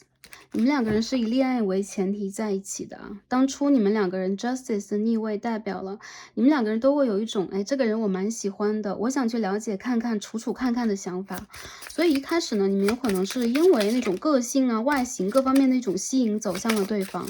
我看到其实你们两个人在交往当中确实是会有一方给另一方更多的，有可能你们也是相互的，一方给出感情或者说情感方面的滋养更多，有可能也有一方是在给出经济啊、金钱方面的帮助等等，有可能你们会互相帮忙、互相帮衬呢。在这样的一个状态当中，你们孕育出来了 Ace of Cups 啊，一段美好的感情。我感觉其实你们两个人在感情里边都是这一种蛮客观、蛮理性的啊，你们会讲究在感情里边的一种，互相给予，也就是说你们不会一头热的去陷入，比如说因为这个人是我内心当中的男神女神啊，或者说他的外形性格看起来不错，我要去，努力看看等等，不是这种状态，你们是几乎是以一种客观理性的交往，去了解彼此的性格，去看待彼此啊，在各个方面，会有什么样的一个面相，用这样的一个方式去进行的。一些朋友有可能是从异地恋开始啊，The Star 一张星星牌出现了。还有一张 Three of Wands 权杖的3号，我觉得其实你们两个人有可能在彼此的心目当中，我们刚刚说啊，并不是完全的因为外形，但是你们确实是彼此心目当中比较理想的另外一半和符合另外一半的那个人选。这两张牌长得蛮像的 ，Inspiration and Star， 其实这两张牌也是一样的意思啊，有一种互相的去提点，然后彼此是互相心目当中那个理想型，还有就是在一起有一种美梦成真但不真实的感觉。我觉得你们两个人有可能一开始就是因为彼此会有一些真正吸引彼此的一些部分，但是你们两个人真的是会慢慢观察、慢慢看、慢慢交往、慢慢接触，甚至有一些朋友你们会从那种朋友、合作伙伴、远距离的互相了解开始去进入这段感情。King of Swords， 我觉得这副牌里边让我感觉到啊，其实你和对方在这个感情关系里边都是比较讲究分寸、比较讲究原则的，而且你们也是会互相的给出你们 Page of Swords。互相的给出你们两个人就是说可以拿出的在感情里边生活里边拿出的一些资源和底线。我觉得其实你们两个人在这个关系里边相辅相成啊，很多人你们都是风象家族和火象家族的人，所以我们看到 King of Swords and Page of Swords 宝剑公主、宝剑国王，有那个水瓶、天平的双子元素比较重了，剩下的我感觉是火象比较重的比如说这个火象夫妇等等都有可能会出现在这一组里边。很多时候你们两个人的星盘当中有可能有同样元素，比如说风象配风象的，火象配火象的，土象配土象的，水配水的都有可能都有，比如说上升啊、月亮啊、太阳啊，比较明显的一个部分。我感觉你们两个人其实是那种从朋友或者说从合作的伙伴一点点接近到互相的去帮助，到交往，到认定彼此，有这样的一个循序渐进的形态。而在这个过程当中，有可能会有一些，比如说更新，有一些能量的更新，比如说你会跟对方一起去建设出事业呀，或者说你有去提点到对方，让对方那个沉睡的心灵重新苏醒了。我感觉在这个关系里边有可能Five of Pentacles， 首先异地恋的一个元素比较重，还有就是你们两个人有可能在两个城市，有可能你会和对方在就是说人生的转折档口会遇见对方，所以你们两个人会有一种想要去互相取暖的，想要去补足对方那个能量。再者就是让我觉得你们是有一些现实的小小阻碍，但这个并不重要再者就是我感觉其实你和对方有可能是在彼此最需要的时候能够去依靠和给予彼此的那个人。有一张 Three of Coins in Reverse， 好多金币的元素。这个人有可能是你的工作伙伴，有可能他是你旁边的合作伙伴，还有就是他有可能是你之前曾经一起共事过的同事，或者说朋友，或者说是之前的同学，都是有可能的。The Hierophant 教皇牌，很不错我们在最后看一张好吗？哎呦 ，Four of Wands。好，我感觉你们两个人会有一个不错的婚礼或者庆祝仪式，你们有可能会，把对方介绍给彼此的家人之后，再去循序渐进的进入一个，布置婚礼布置你们人生然后走入家庭走入一个正缘状态、婚姻殿堂的一个感觉。很多人让我觉得，其实你和这个人呢，就是在一起之后，你会觉得一些不顺遂，哪怕有一些小小阻碍，你们都是可以克服的。还有就是，你们两个人其实是并不是我要去强求这个人他就是我的正缘了这个时间到了，我应该去跟一个人开始交往，我应该去怎么样？你们不是这样的，你们两个人是顺其自然的去交往，而且也去在彼此人生最重要的一个环节，帮助到彼此，因此成就了你们两个人之间比较深厚的一个情谊。我看到其实这个人和你之间在感情关系里边啊，就是说那种越走越好的状况，有可能你们两个人之间也曾经因为各自的事业呀、经济呀，或者说比如说原生家庭的背景状态有点卡住，但是我感觉到其实你和他的那种奋斗目标是一样的，然后你们两个人想要去看到彼此身上的东西和一些优良的特质、优点等等也是一样的，这会帮助你们在未来很长的一段交往当中去真正的认定彼此，给予彼此承诺，并且我觉得很多人你们就是走入结婚了，就不管你们是哪一个族群当中，你们会走入结婚，这个人就是你的一个正缘，好吗？然后你们是为了爱，然后也是为了去肯定这个人，然后你们也会因为跟这个人在一起，可以建立一个比较稳定和谐的这样相处模式啊，互相给予的相处模式，而真正的往前去走的。所以我觉得你们两个人这样也不存在什么样的一个虐恋，或者说一个什么复杂的一个情感元素等等，并不存在。有一些朋友有可能你们有一些年龄，比如说你们也曾经经历过其他的感情或家庭等等啊，那在你真正的转换自己的那个阶段之后，你会发现，就是跟你很相辅相成的人，为你可以去付出的人，也会让你感受到情感流动的人，对，以爱为前提去结合在一起的人会出现的。就是你们的人生里边是会经历过一次更新和转折的，不管是你还是对方，但是你们会成就彼此，而且你们两个人会有比较良好的一个沟通状态，你们有可能都会跟对方讲出自己内心当中最真实的一些想法和状况。还有就是你们两个人也是彼此最真实的一个反射啊，对方和你在越走到一起之后，你们两个人之间的相似程度就越高，包括你们两个人会有一些夫妻相，你们两个人会有一种就是说，哎，遇见这个人，然后我和他之间就会有彼此推动，或者说彼此牵引的那种效果。有很多人，我觉得你们两个是在不经意之间开始的，所以啊，还没有遇到正缘的朋友啊，首先我感觉，这个人他在你工作当中出现的可能性是极大的，他甚至有可能是你的这个 manager 呀、老板呐、等等都是有可能，特别是女生朋友。第二个可能性就是他是在远方的一个人，你们两个人有可能因为就是在远方，在异地关系当中，所以从来都没有去明确过要不要交往。一个朋友的关系，直到对方跟你进行表白，特别是女生朋友，我觉得其实如果有这样的一个对象的话，对方有可能会在当下是看这个占卜是9月啊，也就是说他可能会在半年之后，尤其是在明年的2月到7月之间进行一次表白和行动。我觉得你们两个人要定下来就是承诺性的啊，就是说我们两个人不是说完全的就只是交往试试，而是以稳定的关系为前提去试一下。还有一些朋友，我觉得其实在你们的关系里边，你们会去顺其自然，然后到了那个档口，对方自然而然会给出你一个承诺。你们的关系肯定是会有一种形变啊，就一点一点一点进行改变，然后突然的你会发现，你事业当中的这个对的人，他就变成了一个青蛙王子，变成了王子，或者说他变成了那个来去照耀你的女神，然后出现在你的世界当中。所以我感觉，你们的感情关系如果在现在还没有萌芽，就是你还没有碰见这个人的话，去过你的日子就可以了，因为你自然而然的会被安排跟这个人相遇啊，你们两个人是命定关系的。还有我看到一些人，如果你在稳定交往的话，你们两个人确实是有一些要去突破的阻碍等等。但是如果说这个叙述是比较符合你的感情状况的，你们两个人是有前景的。而且如果这个就是你的爱情啊，你跟对方是真正彼此相爱，这是彼此的啊，并不是一个人更爱另一个人多一点，不是的，你们是彼此都有这一个愿望和意愿跟彼此走下去，那你们的关系注定会成为一段佳话，也就是说你们会有一个美好的结果。我看到很多人，你们在感情里边是可以愿望成真的啊，哪怕之前一个阶段里边你们并没有完全看到这样的一个机会，或者说看到这样的一些好的能量，在未来是可以愿望成真的。因为我觉得你们有好好跟宇宙许愿，再者就是你们的人生旅途当中有可能会有一些挫折呀、冲击啊，也包括情感类的，但这个是在教会你们，让你们去通过去度过这些难关和课题，完成你们的业力，再者就是成为让你们真正，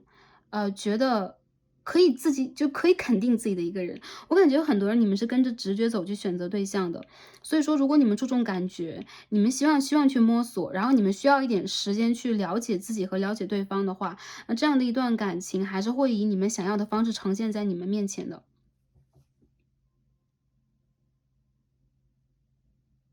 我觉得这一个人很大程度上他是远方的人啊，像不像是旧人？我感觉，如果你和某一些对象真的是因为一些就是阴差阳错就没有办法走到一起的话，宇宙在告诉你啊，让你走一个对的方向，有可能这个更加重要的、极其适合你的人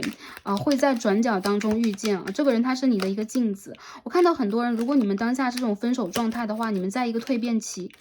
在今年的年尾之前，也就是未来的4个月当中，你会有一个巨大的改变，有可能你会改变之前的一个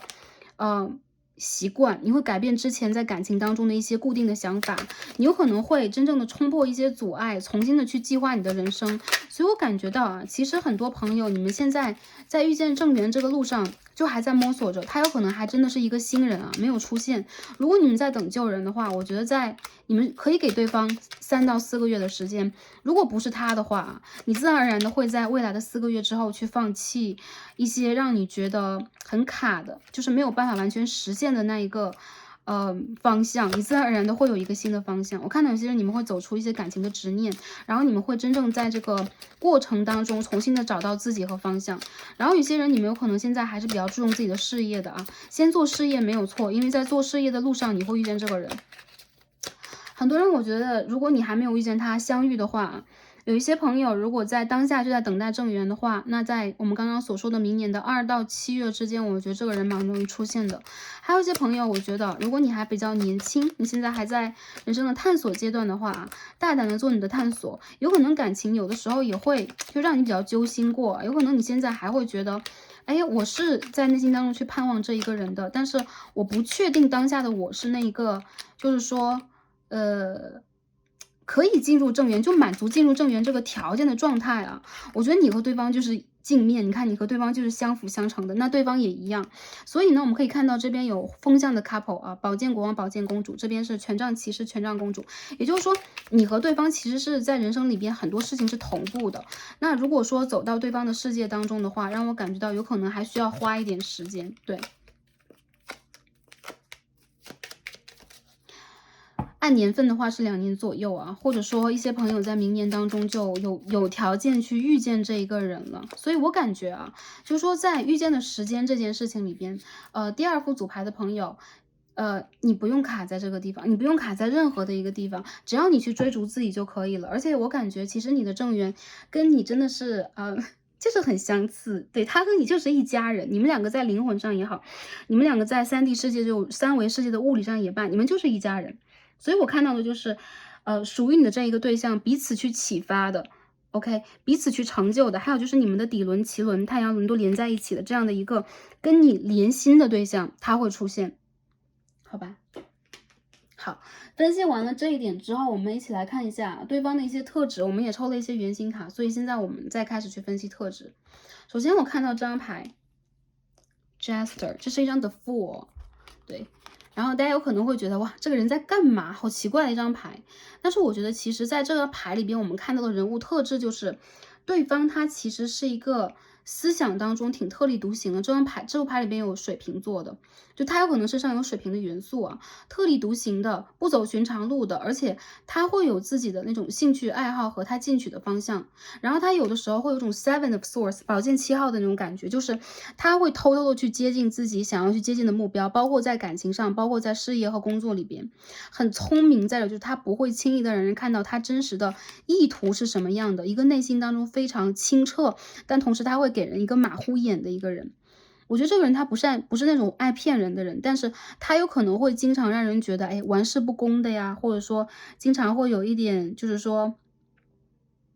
爱炫耀自己啊，或有的时候他的行为举止蛮夸张啊，但是他其实内心里边极其的理解人生当中的一些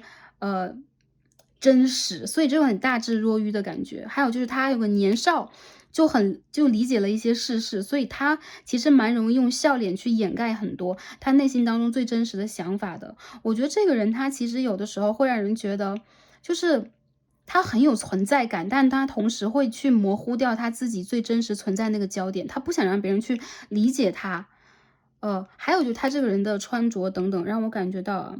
会跟人有点不一样。他喜欢的颜色等等就有点夸张的，有种那种跳跃颜色那种感觉。嗯。这个人又挺鬼机灵的，还有就是他有可能会有很多让人大跌眼镜、无厘头的一些想法，有可能会有点幽默感，比较喜欢开玩笑，还有就是他有可能不太容易让人去真正接近到他、了解到他，这样的一个人，特别在他小时候极其顽皮的一个人啊，不管男生女生，我觉得他蛮顽皮的，有点喜欢那种伊塔兹拉，就是日语的话，如果是我们翻译过来形容一下，就他蛮喜欢去做一些恶作剧啊，或者说他有可能自己会用他自己的方法去展现他的内心小孩。这个人内心小孩没有什么问题，我觉得他还是蛮直面自己的一个人。好，第二张我们抽了一张The Moon Oracle 啊，因为现在最近是满月附近，所以说我们看一下月亮给我们什么样的启示。这边我们抽到的是一张 Volcano， 是火星太阳，然后在母羊。我感觉这个人身上有那种火象的特质。再者就是这张1号牌啊，开创的牌，我感觉到你和对方之间很有火焰，很有火花。其实你们两个的内心小孩，我觉得多少是有点相似的。我们不能说这两张牌它的形象等等并不是超美的，就是很唯美那种画风，然后你们两个人就不是这样了。相反，我觉得其实你们两个人会有你们自己感觉到跟外界不一样的层面，在你们内心当中，就是有这么一个空间给自己的。在遇见彼此之后，你们会真正的启发和引发到彼此真正的那个火山。这个火山是一种激情、热情，还有就是你们两个人之间是蛮互相吸引的，就是外形方面、身体方面、你们的连接方面都是很互相吸引的。我感觉到其实有很多人，不管男生女生，特别是女生，你是他的缪斯女神，也就是说你会启发他，让他真正的从那种玩世不恭啊、逃离啊，或者说爱玩爱闹的状态，变成一个真正去启动自己的人。所以你有启动到他。我们看到这边有一张 The Fox Spirit 啊，有青蛙王子，也就是说，其实你在点他那个同时，你已经给了他疗愈，你也给了他那个就是 trigger， 你给了他那个动机，你去触发了他，所以他真正的会从一种有点天真孩童萌昧的状态啊，或者说有点自大呀、然后有一点让你觉得夸张或者说不合时宜的状态，真正的成熟起来。我看到其实跟你进入正缘的这一个人，他其实是一个外表和内心是一个一体的人。这个人他其实并不是那种有那么多就是说障眼法，但同时他会给人一种我好像在障眼法的那种感觉，就好像我在夸耀自己，然后我在隐藏自己，或者说我在做一些无厘头的事情。其实他最后会变成一个让我觉得蛮有行动能力和担当责任的人，而且这个人其实内心当中非常的理性，非常的有领导能力，他知道自己想要什么，他知道应该给予家人什么，他知道自己在成熟了，在进入一段正缘关系之后，应该如何给予一个人承诺、保护，以及他知道什么是对的和错的，就是我们在三维事业当中这种衡量的标准呢，道德的标准呢，以及他对待二元对立里边这种黑和白的想法，我觉得是相当分明的。所以这个人他会让你觉得有一种给你的东西是独一无二的，就是如果我给你承诺，我给你这一个感情的保障，我给你的是独一无二的这种感觉。他蛮有趣的啊。OK，我们再看一下这个人他的能量是什么样的。抽了2张 The Archetype Oracle 啊，我们看一下原型卡。第一张是 Bully，Oh my God，第二张是 Prince。OK，我感觉啊，对他有点夸张霸道啊，就这个人他其实会有那种。我们看到这张牌当中是 Help you comfort the inner fears and bully you。我们看到的是这种夸张霸道的一个能量啊，这个人我觉得他是有点霸主精神的，因为这边我们看到的是King of Swords， 还有一部分朋友我觉得他是 King of Wands， 权杖国王、宝剑国王的一个能量，所以我觉得这个人他其实在生活里边有的时候是那种。他如果想到了一些什么，他如果认为这个东西是这样的，他一定会用一种比较强权的方式来去争取和捍卫。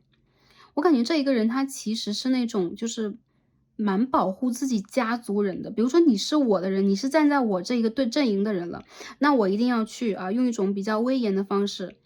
对，去捍卫我当下的一个能量。很多时候我觉得这个人他其实在脾气和性格方面他有自己的软肋。这种软肋就是他有的时候是那种表现的说一不二，但内心当中是有一点虚，或者说他内心小孩有的时候是不一定很确信自己的。所以越是在内心当中有一种虚弱感的人，他越是容易用这样的一个方式bully，比如说霸道有点小傲娇的方式来去捍卫和保护自己，所以我觉得你是那个有办法去解开他内心束缚和魔咒的人啊。他有这样的一个魔咒，有可能我认为他和原生家庭的父亲母亲其实贴的都不近。他这个人其实是一个独立内心小孩，所以他有的时候是极其叛逆的，或者说极其霸道夸张的。但我觉得其实不管是男生和女生朋友，你们的出现，你会去 trigger 他，你会去真正的让他点燃自己内心的这个火，所以说他会成为那个在他的领域和他的世界当中更加像自己的人。这是第一点，我觉得这个人他其实有点脾气。第二点是 Prince，不管，我觉得是首先看男生朋友吧，我觉得对方他其实是一个很浪漫的人，他是一个对感情很忠诚的人，而且他是一个会让自己在关键的时刻真的是进行表白，有一些行动和承诺的人，他是这样的一个人。所以我觉得这个王子精神在他身上就是王子配 bully，一个骑士精神。还有就是他有的时候，比如说他跟原生家庭的父母亲关系并不亲密，但是他其实是别人眼中的骄傲的小孩，所以很多时候他有可能有自己的才能，有可能他从小就有点被宠坏，有点受宠。再者就是他其实会知道自己的优点在哪里，比如说我长得还不错，然后有可能我从小成绩还不错，或者说我自己在生活里边是一个蛮优秀的人呢，所以我觉得他这个人在选择另外一半的时候眼光蛮高的。他其实在跟你在一起的时候，很多时候会在他霸道的怎么有点霸道总裁的感觉？嗯，霸道的一些能量之外，他蛮容易去展现出自己另外一方面的温柔、浪漫，还有一种神奇魔力的。所以我觉得这个人他挺有魅力啊。然后如果是男生朋友来看这一组，我觉得这个人他其实会打开你的心房，让你真正的去用一种很温柔的方式去看待他，他有可能是有点刁蛮公主的感觉，但是我觉得在这个人的面前，你其实比较容易去接纳他，因为你们两个人的点是一模一样的。这个人他和你是一国的人，一家的人，所以你不会因为他的一些性格，他的一些脾气而跟他产生隔阂。相反的，就是你知道他内心小孩和他是什么样的，你愿意去疼爱他，而对方也是一样的，他知道你的脾气的你的点和你内心小孩是什么样的，他会去包容你。你们两个人之间让我感觉到，在谈爱情的时候，这边有张 Ace of Cups，还是非常浪漫的啊，挺浪漫的，有种月下起舞的感觉。还有就是有的时候你们会有点吵嘴，这张 Communication 代表了有的时候你们爱吵，小吵小闹啊。但是其实你们两个之间的关系就是。有时候我们可以看到那种关系蛮好的一对啊，恋人也好，夫妻也罢，越是吵吵闹闹，那个生活里边的能量越是有烟火气，越是稳定。这是我看到你们两个的感情关系所带动到的一些能量。木星水瓶三宫，我觉得其实你们两个人在彼此的生活当中出现是会帮助彼此去学习到一些内在的部分，就关于你们自己应该如何去成就自己，你们应该如何去学习，应该如何去打开天赋，还有就是你们的沟通表达欲望其实都比较强。这是太阳的牡羊一宫，很多人我觉得你们有这种水瓶和母羊就是白羊座的元素在身上。再者就是我觉得这关系里边，就是你们越是在一起阴性能量和阳性能量的这种碰撞，会让你们越来越拿出你们的神圣男性和神圣女性能量。所以我看到其实你们的关系越是往后走，会变得越来越传统，所以你们两个都会有一定的成长。然后在外形上，我们最后再形容一下我觉得这组也是俊男配美女，然后你们两个人让我感觉到就是，搭对，登对，sorry，你们两个人的，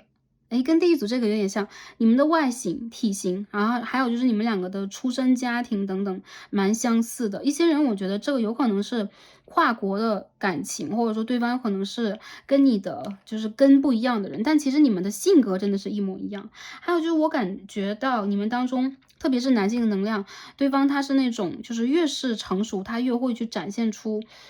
一种领导能力，一种就是说比较果决、刚硬东西的人。很多时候，我觉得你们两个人在外形上，就女生让我感到，如果你是男生来看这一组，就是我们刚刚所说的，你的这个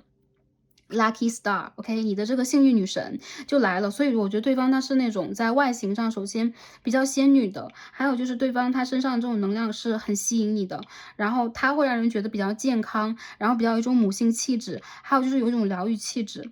然后清秀型的，然后如果是男生的能量的话，让我觉得对方他，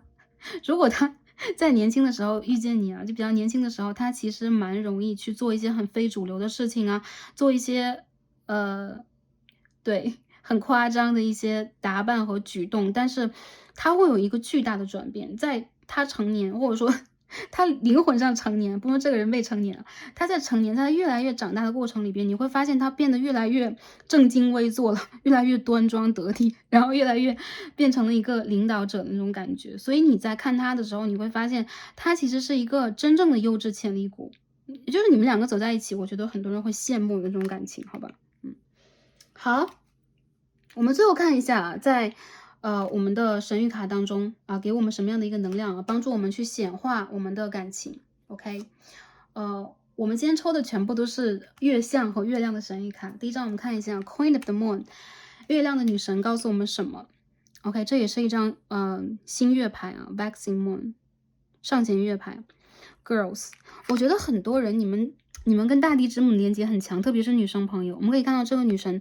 她是拥抱地球，她是滋养地球的。再者就是她其实在一个巢，就是在自己的，也包括其实这就很像是大地女神的子宫的感觉，她在自己的灵魂家园当中去吸取能量，让自己在成长。我觉得你和这个人是一个 divine timing， 跟第一组有点像，你们是神圣的时间，所以说对的时间，你自然而然都会成熟成长，你会拿出你个人的能量，也包括你会去点醒自己啊，做你自己想做的事情。所以我觉得，首先在这个感情关系到来之前，你们需要让自己再成长一阵子，你们的成长才刚刚开始，有些人我觉得你们有可能刚刚的去开始找到自己，你们刚刚的开始去思考，比如说我这个正缘到底应该怎么调整，或者说重新去思考这件事情。再者就是当你们真正的找到自己的时候，这个人也会一样找到自己，你也会帮助他去找到自己。有没有点卡？所以这是第5号牌的一个能量，我感觉到你还在这个寻找正缘的途中。如果说按一个时间线来讲的话，刚刚开始。所以有些朋友如果会说，哇，还没有到吗？那我觉得在最近一段时间，特别是未来的4个月当中，你会有一个比较快速的成长和蜕变。而这个成长和蜕变结束之后，比如说你转职了，然后你自己内在发生了改变了，然后你真正的茁壮成长出来了。特别是你要去修自己的底轮和脐轮，你会发现在那个对的时间，对方也跟你一样出现，而且你们两个人的能量让我感觉到，其实特别是女性能量，你们需要先生长一段时间，你们需要让自己去稳定和平和你们的能量。好，这是第一点。第二点，我们看一下，今天抽到一张月相卡 ，First Quarter Moon in Taurus，OK， 金牛座 ，Release Control， 放下控制啊，金牛座的1/4月。我觉得很多人，你们有可能在今年，特别是在3、4个月之前呢，今年的4月、5月、6月开始的一个阶段里边，你们刚刚经过了一个个人的蜕变阶段呢，或者说你们刚刚去回到自己的一个内心平静。我觉得现在你们需要放下控制，把一切交给宇宙和时间，因为这样有一张 divine timing， 你们需要给自己一些耐性去显化你们的正缘，特别是在很多的感情面前。如果之前你是一个控制派的，你之前是一个会在感情里边，你会有自己的要求，然后你会有自己想要去把握的那个状态的话，宇宙在告诉你，一段时间你需要放下控制，你需要去完成和平和自己的内在，你需要让自己去相信你的内在和外在之美，因为金牛的能量它其实是跟金星有连接的，也就是说，这张牌也是一样啊。通过这一阶段的成长，你会更加理解你的内在之美在哪，外在之美在哪，甚至你会变得更加美和成熟。然后我觉得当下你们需要把一切都交给时间。你们不需要去做任何的更多的事情去显化正缘，比如说我是要见新人吗？我是要怎么样吗？不需要。我觉得其实现在的你啊，无非是回到你自己的一个状态，去相信自己。有了这样的一个疗愈的能量，你才能去疗愈和帮助到对方，因为这个人他需要你帮助，他需要你啊，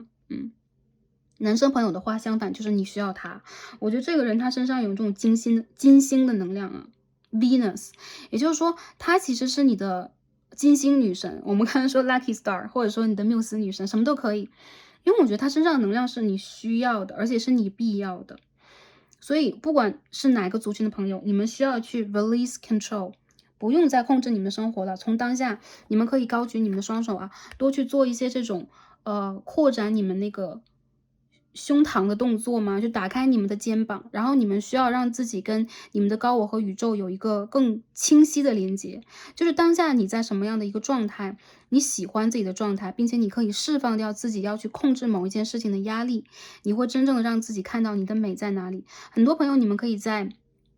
新月之后啊，新月完成之后，或者说某一些星期五的晚上，然后你们可以去通过冥想和瑜伽的方式打开你们的，我觉得是哪个地方，就打开你们的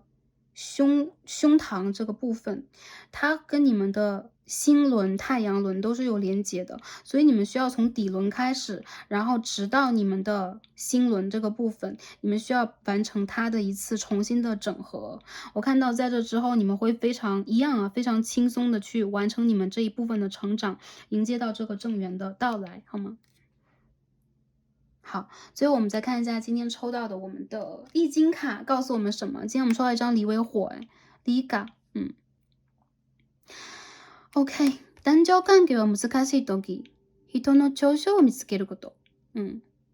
当我们在男女关系啊，或者说啊，不管是男男关系啊，是女女关系，就在我们的情感关系当中遇见了困难的时候，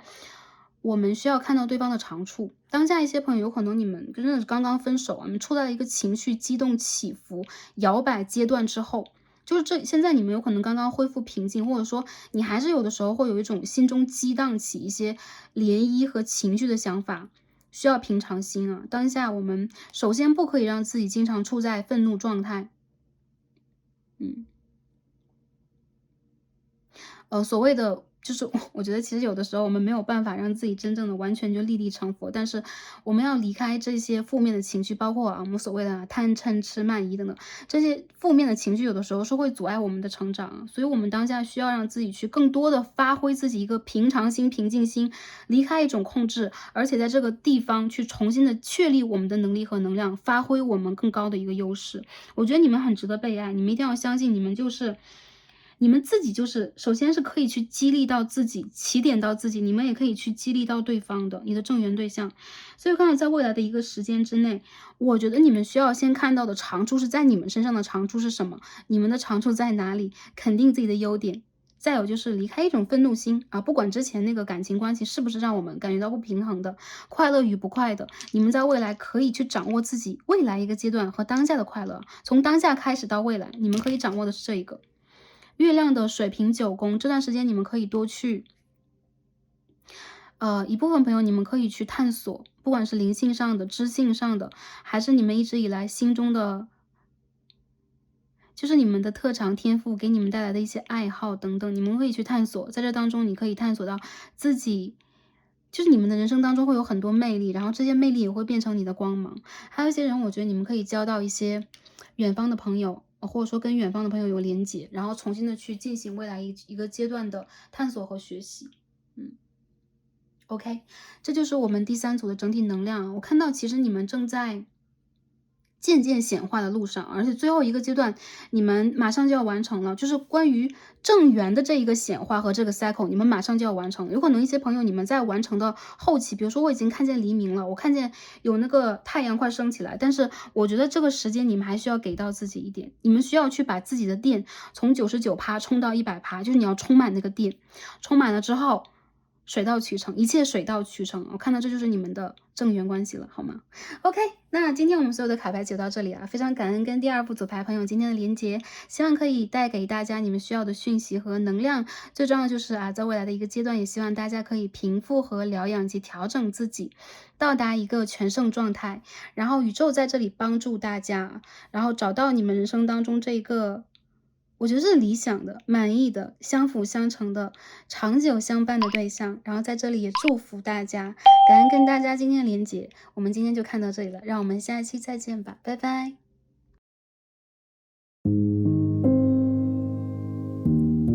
好，选到我们的第3副组牌，参照的天然石为这一颗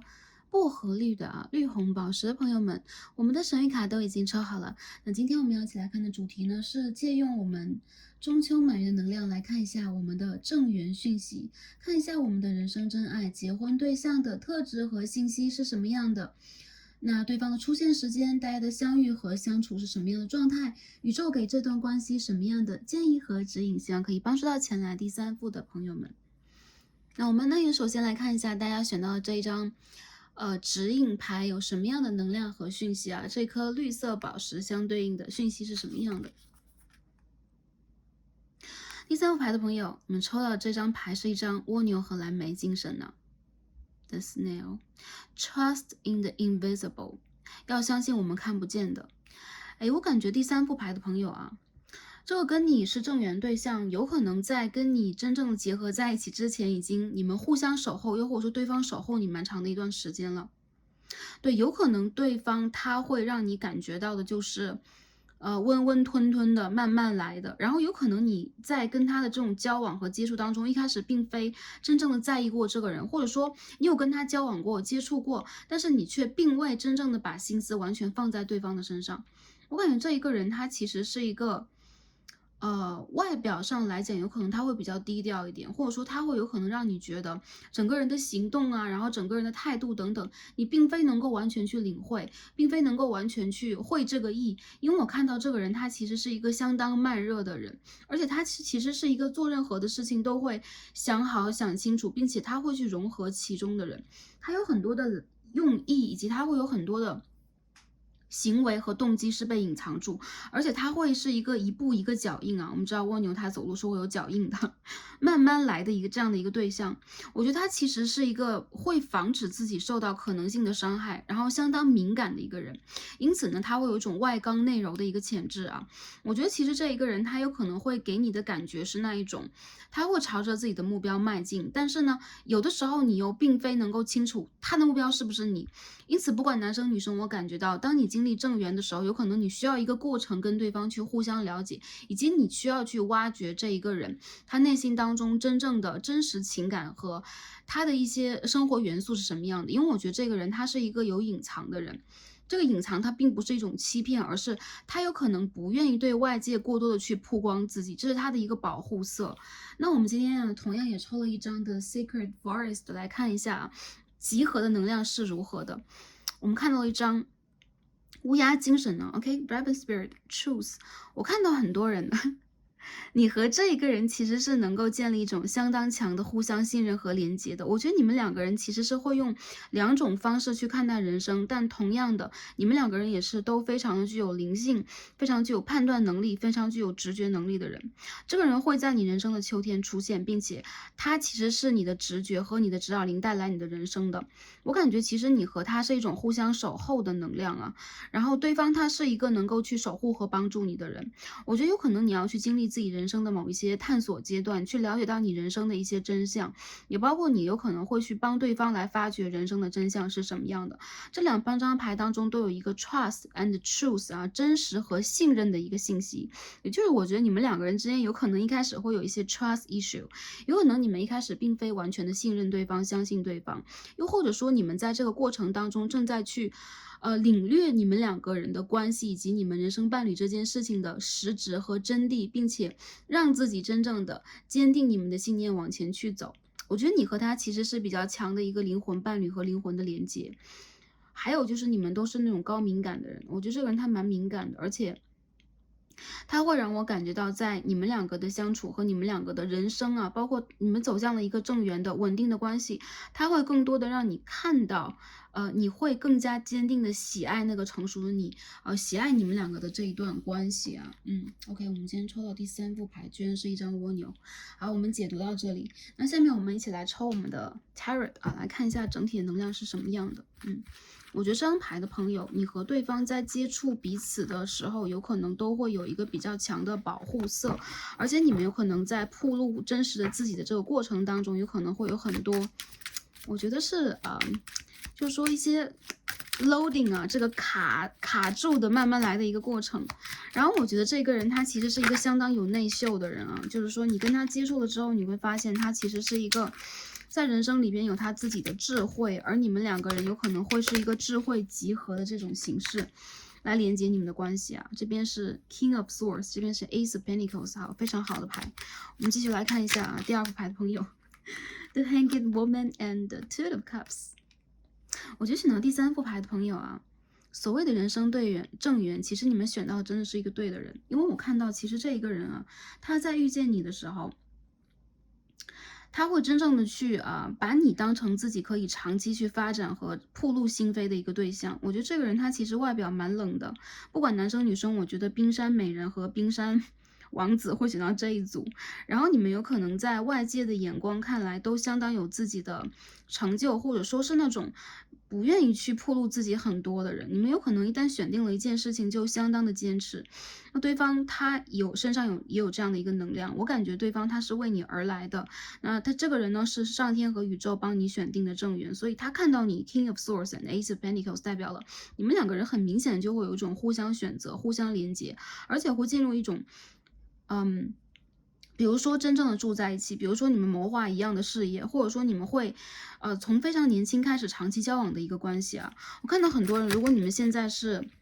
Seven of Cups， 如果你们现在是单身的话，有可能你们会遇见很多的选择，而对方他跟你一样啊，其实这个人让我感觉到他是内外兼优的，然后就是你越去观察他，你越会发现他身上魅力的一个人，所以他有可能外表给人感觉冷冷的，但其实越是接近，你越会发现啊，对方身上其实有很多你喜爱的，以及你许愿祈祷当中，然后想要去在对方身上看到的元素。然后我看到这个人，他其实在人生里边是一个梦想家啊，造梦者，还有就是他其实做任何的事情都是那种专而深刻的人，跟第二组不一样啊。Knight of Swords。好的，宝剑国王、宝剑骑士或宝剑公主选到这一组，所以我觉得其实这个人他是那种我们刚刚说啊，任何事情会去深刻挖掘，任何就是在他人生当中出现的重要的人物 Hermit， 他会真正的去探个究竟，看个彻底，然后再去做出他慎重的选择。所以我觉得这个人他其实是不会错过你的，他也是一个眼光相当好的人，你们两个人眼光都非常的独到啊。然后在这套牌里边，我看到了啊，处女双鱼的对宫，风象星座的朋友，风象星座有水瓶、双子、天平啊，然后进而就是这个狮子配水瓶，有这样的一个元素出现啊。我感觉你们两个人都是这种，就是说你们是有一个很坚硬、很果决的这样的一个内心，然后你们两个人其实是在感情世界当中不太容易去对待任何一个人敞开心扉，但唯独对待彼此会去互相敞开的这样的一个对象。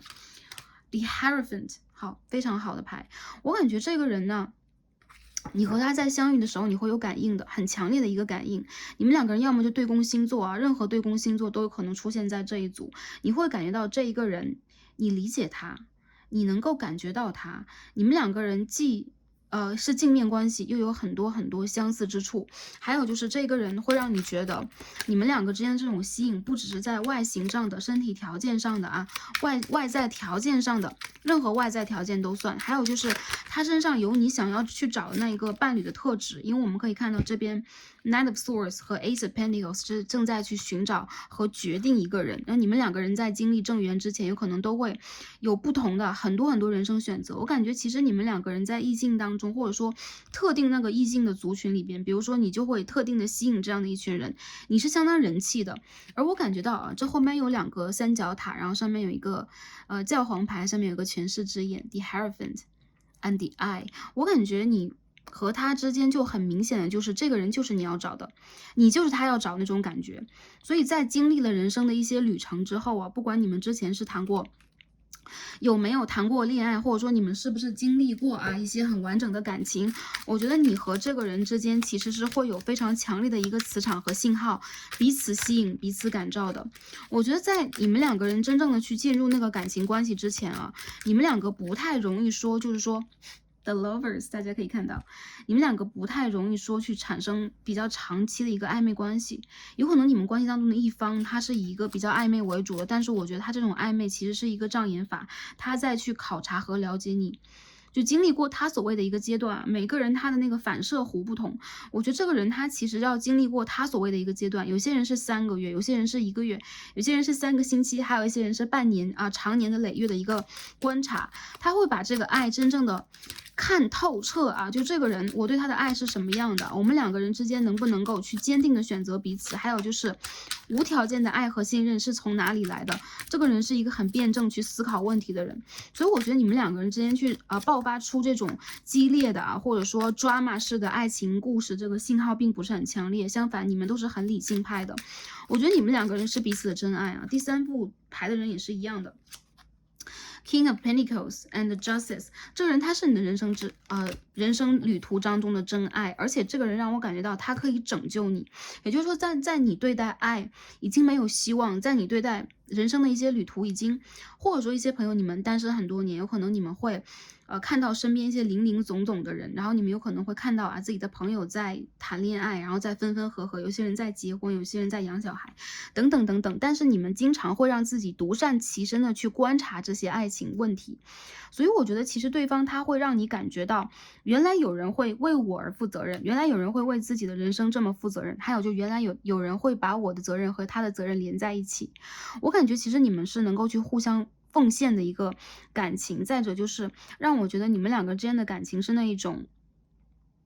挺传统的，因为这边有教皇牌和正义牌，传统的。然后你们会经历这种，比如说一个传统模式的，比如说正缘连结呀、承诺关系啊、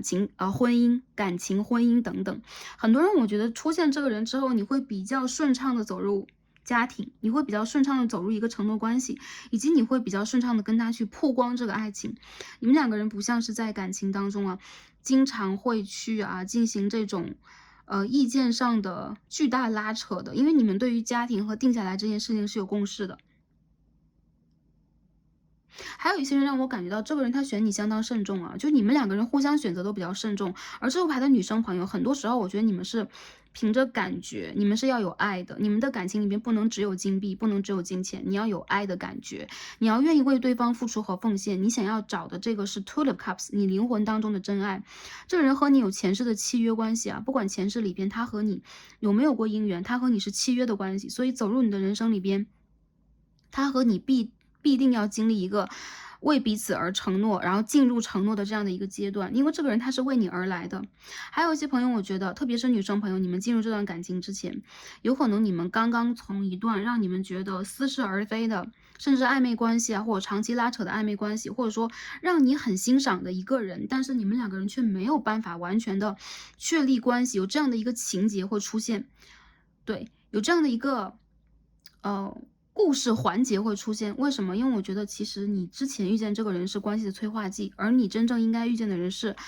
比如说你的正缘要到来了，有可能那个时候会有你旁边会有一些选项，然后我看到一些人，你们在感情里边想选择的，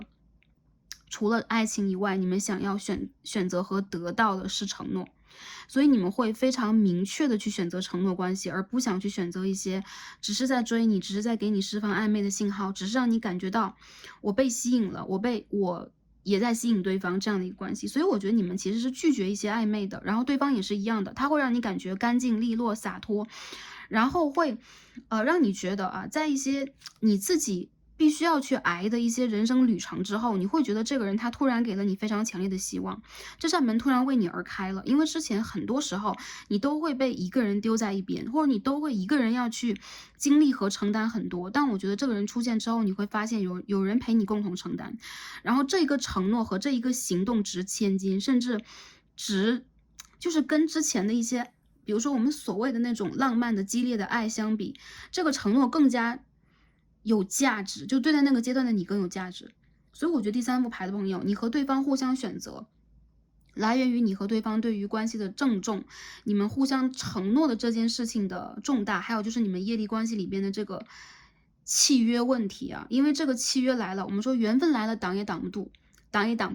，sorry， 缘分来了挡也挡不住，所以这个人来了，你不会挡他。我看到这个关系里边有那种风象配土象的组合也会出现继而让我感觉到，其实在你真正的经历这个正缘关系之前，有可能你会看到很多选项，但是你自己内心当中也会似是而非的。你有可能会看到外形条件很棒的人个人气质很优的人，或者说你会觉得有一些让你觉得有连接有感应的人，继而你也会看到一些会在感情里边欺骗你，以及会在人生当中有一点虚有其表的人，你都会看。但是我觉得你对于这些人是有一个屏障的，因为你在感情世界当中有你自己的这个承诺，你灵魂知道你的承诺在哪里，所以你不太容易特别轻易的跟一个人进入一个就是你很踏实的那种感情关系。哪怕有些人你们会 dating 啊，你们有可能会去了解一些对象啊，我觉得这个人他其实是你喜欢的类型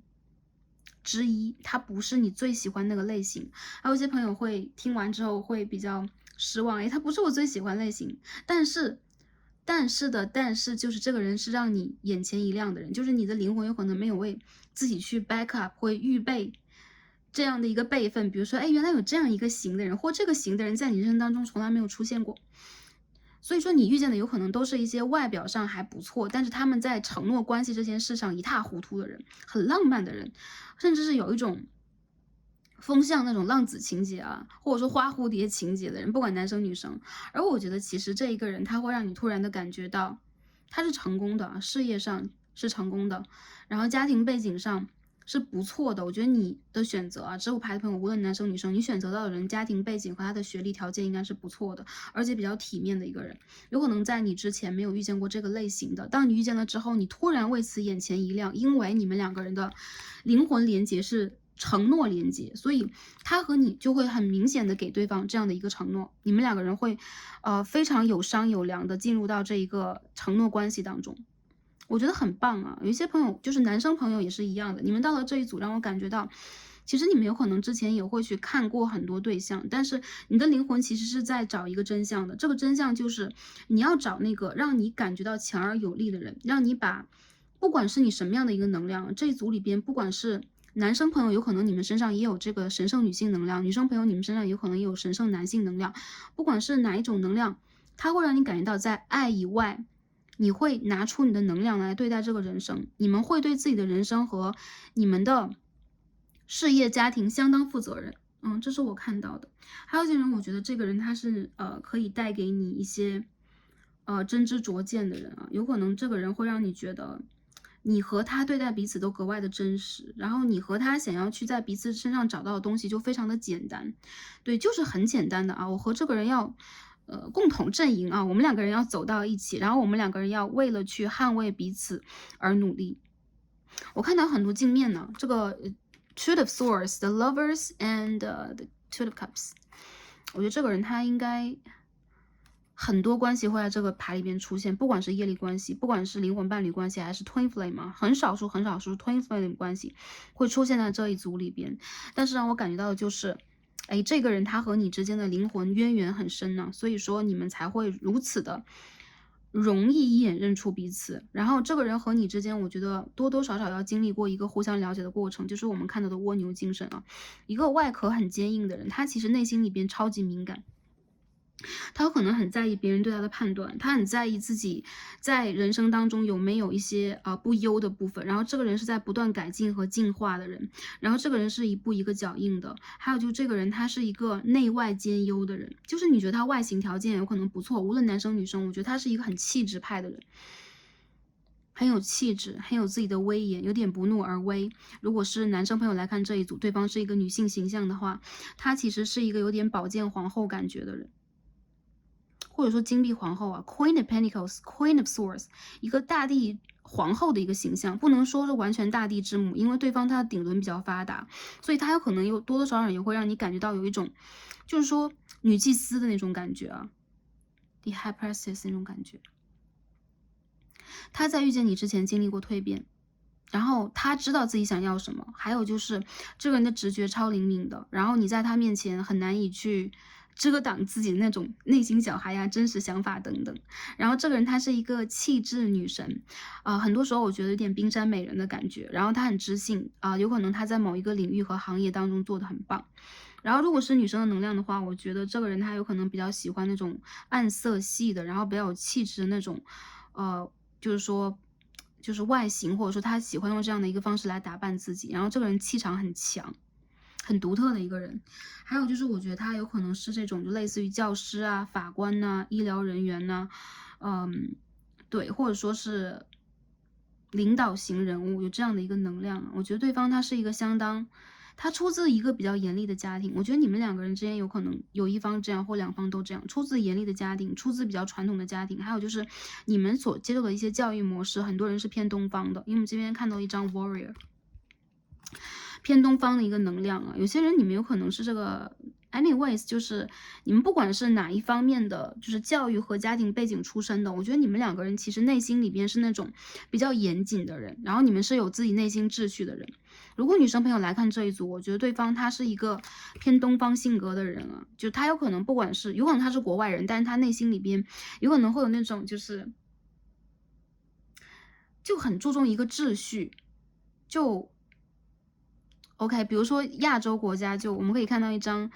OK 侍卫牌，对吗？就是日本呐、然后德国这样的一个能量在身上，或者是血统里边，或者他自己受到的教育，他喜欢的那一个体系里边，就有这样的一种会去遵循规则的，然后会去制定规则的，会去捍卫和守护的。这个人他是基本星座能量比较强一点，而且我觉得这个人他对待家庭挺有保护欲望的。再者就是这一个人他不会那么滔滔不绝呀，不会那么就是讲完就是只讲不做呀，他不会这样的一个人。这个人的内在相当有能量，无论男生女生，我感觉到这个人的内在非常的有能量。接着我觉得女生朋友我还没有去形容为外在，对吧？我这个人是一个商务人士啊，如果你要寻找的是一个男生能量的话，对方是一个商务人士，然后他的受到的教育以及他所去做的一些事情，有可能跟金融教育 ，OK，有可能跟一些政府组织或者说一些名流相关的。然后这个人让我感到他是一个商务人士的，他的事业比较成功，还有就是他是那个在自己相当适婚的一个年龄来选择你的，他来找你跟你恋爱，并不是为了去摸索看看，或者说暧昧看看等等，进而非常巧合的进入家庭或者说承诺关系。他其实知道你的内在能量是什么，所以你其实你的内在也非常的吸引他，你有一个很坚强的内核，还有就是你们身上有一种强烈的母性能量。你这副牌的朋友，你们身上有父性能量、母性的能量，所以我觉得这个人他其实是会比较看重你身上的这一个特质，以及你身上的这一个魅力，以及我感觉到其实你们。如果你们在找的是一个男生能量的话，对方他的外表他不会让自己那么高调，然后他有可能是那种在穿着上比较在意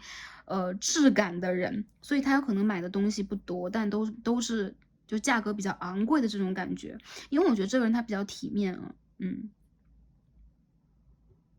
再有就是，我觉得这副牌的朋友，你们才是真正的强强联合，你们真正的感情关系和家庭是比较坚实的，有可能你们会成为这种社会的中坚力量啊、中流砥柱啊，在一个行业当中，你们都会奉献出自己。然后还有一些朋友，我觉得他会欣赏你身上的一个很像是贤内助的一个感觉，特别是女生来看这一组啊，贤内助的感觉，因为这边我们看到了一张的 Hanged Woman，所以对方会感觉到你会是一个相当相夫教子的人，或者说你之前有可能比较叛逆，你之前有可能会展现出来你自己比较独到的自我个性的一面，但是他知道你身上的知性，你对于家庭体系和社会道德的理解，一定会支撑你，让你成为一个相当优秀的另外一半的人选。而对方他去选择你，并不只是功利的啊。我们说他选择你，并不是 unconditional love， 并不是无条件的爱，但是你们对待彼此的这个爱，让我感觉是互相奉献的。因此，你们的条件就是互相奉献，以及符合我对于另外一半特质的评价以及评判。你们两个人其实是一国人，我觉得你们两个人的想法等等，其实是蛮容易就是产生一个共鸣的啊，特别是对待家庭啊，对待双方家庭、子女教育，还有说你们的工作事业啊，你们对待彼此的一个相处方式、沟通方式，都还是比较搭调的。OK，好，我们分析完了啊，然后这个人的特质 OK，然后我们也看出了一些相处状况。很多人，我们看一下你们是怎么相遇的。有一些人，我觉得你们两个人的相遇还蛮神奇的，有被介绍出来的，有被拉出来介绍的，还有是你们有可能是自己去跟对方聊天，有可能网络上的互动啊，工作上的一些互动，你们两个人其实一开始有点八竿子打不着的感觉，就哪怕在一所公司里边或一个行业里边，就是你做你的，他做他的，你们两个的连接其实是很神奇、很意外的，而且是突然的那个对的瞬间就会产生一股共鸣，你们两个人就会有一种哎呀，我想进入家庭了。我说我觉得我对了的那种感觉，或者说这个人对了那种感觉。我感觉到这个人他和你之间的这种相遇和相识啊，你们两个的相识，其实一开始有的时候你们会跟对方就是我们就说出来，刚才 sorry 怎么啦？水星逆行了吗？Stars 有点卡。刚刚我们说到啊，有可能你们相识了之后，有可能要花一段时间互相去了解。而我觉得这个人他其实会觉得你第一眼就挺对的，你就是他那个老公老婆的人选。还有就是，我觉得你们两个人是会经历一段恋爱的。这个不只是说哦被介绍在一起了，然后你们两个开始谈条件去结婚吧，并不是的，你们两个会恋爱，你们两个会会有一段互相去陪伴彼此的，然后互相去记住那个恋爱状态的阶段，然后你们都是那种比较清晰果决，而且热得不快的人啊，就我感觉到你们身上风土能量是比较强的。看一下你们的相遇以及你们的时间是什么时候会遇见这个人了。To the Bronze， 很多人我觉得2年之内啊，今天我看到这个能量比较多一点，不知道参与到这则大众占卜当中的大家，你们的年龄层次是什么样的？我感觉你们在就是进入到这一段包括真爱关系和固定关系之前，有可能你们要经历过一个过程，就是从一些比如说并不真实的感情关系里边走出来，然后真正的去面对自己的内心，真正去了解自己的内心需求。我觉得这个人他和你之间这个相遇啊，有可能会在之前，比如说你们曾经互相认识过，也会有一种擦肩而过的感觉，因为时间不对。还有一些朋友让我感觉到啊，你和他有可能就是要通过一个时间去焐热这个关系啊，慢热一点的人焐热这个关系，然后对方有可能会在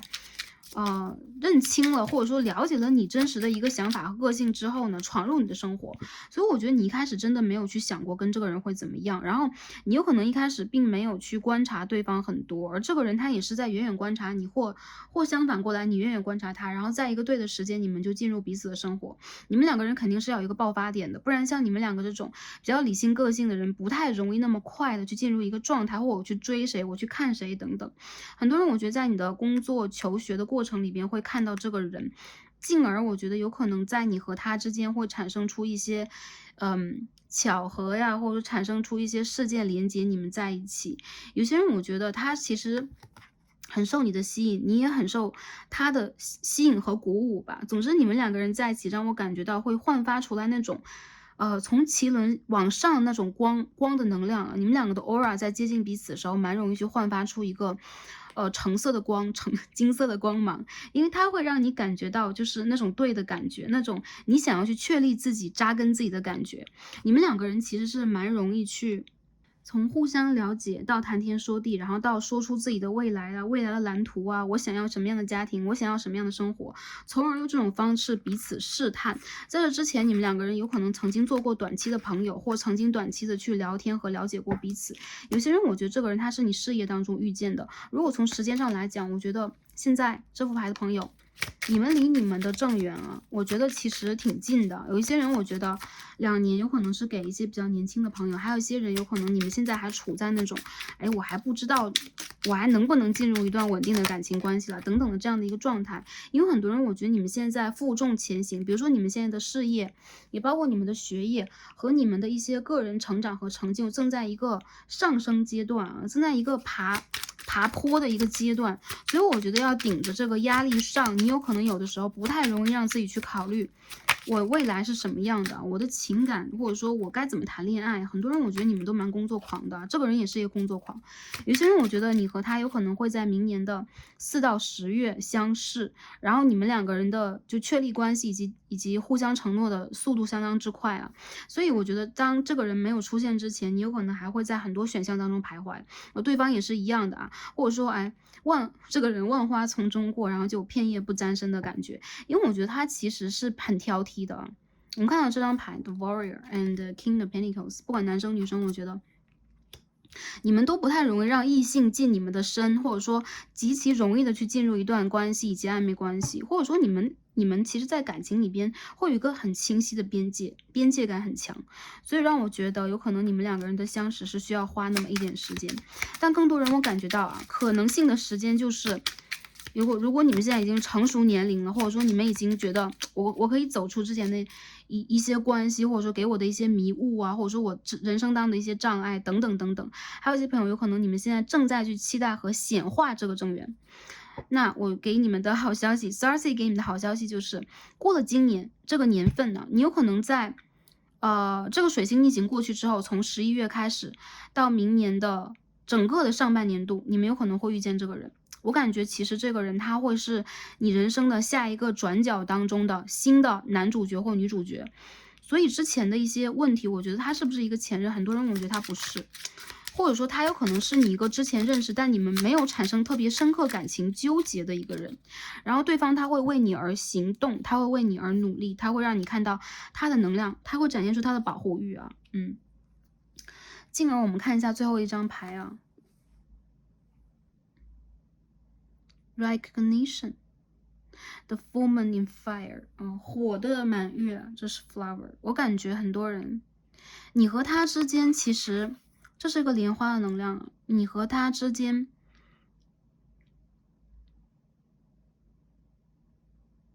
你们会有辨识对方非常明确的一个方法，你们其实是能够一眼去认出彼此的。我感觉有很多人，这个人他会对你产生行动，他会认出你，他会在人群当中认出你，你也会认出他。然后你和他之间这个发展让我感觉到是比较坚决的。这个牌是个满月能量，之前我没有抽到，在这个牌里边我们看到了一些满月的能量，所以一些朋友我觉得你离正缘是最近的啊，三组里边你离正缘最近。也就是说在未来的1年到2个年度之间，你们要 focus 一下在整个下半年度，就从每年的11月到第2年的7月之间，我感觉会有这样的一个能量出现，这个人蛮容易出现的。再者就说，我觉得一些朋友，你们的对的时间马上就要来了。我看到你们已经成熟了，你们的果实已经长出了花朵来啊，开出了一朵莲花。再者就是我看到你们的内心里边这个 strength and 火的 full moon， 火的满月，这个能量是一样的。你们自己知道你们在显化谁，你们在找什么样的人，你们的人生已经到了一个成熟阶段了。不管你们的年龄层次是什么样的，更多的朋友来到这一组有可能成熟阶段，或者说你们有可能你们还在人生的一些年轻的岁月当中，但是你们内心当中是相当成熟的、沉着的人，你们是老灵魂，或者说你们自己是这种比较少年老成的，知道自己想要什么的这种类型的人，有比较明确的这个，比如说发展的方向等等。我看到这个人他其实选择你就是选择你了啊，比较坚决果决来选择你的一个人会出现，他就是你的正缘啊，未来阶段的正缘。天王星的摩羯4宫，有很多人，我觉得你会为了这个人迁居，有可能你们2个人也会存在一些距离的，或者说因为距离，你们2个人一直会把这件事情闷在心里，这个人没有行动啊。然后我觉得这个人他不喜欢暧昧，或者说对于未来比较模糊的、没有概念的一种交往形式，对方是比较明确的想要。怎么都是天王4宫啊？天王星的处女4宫，天王星的摩羯4宫。首先，处女摩羯的人会出现，再者就是。天平的双子的人会出现，对，我感觉到这个牌里边，你们2个人之间是突然去，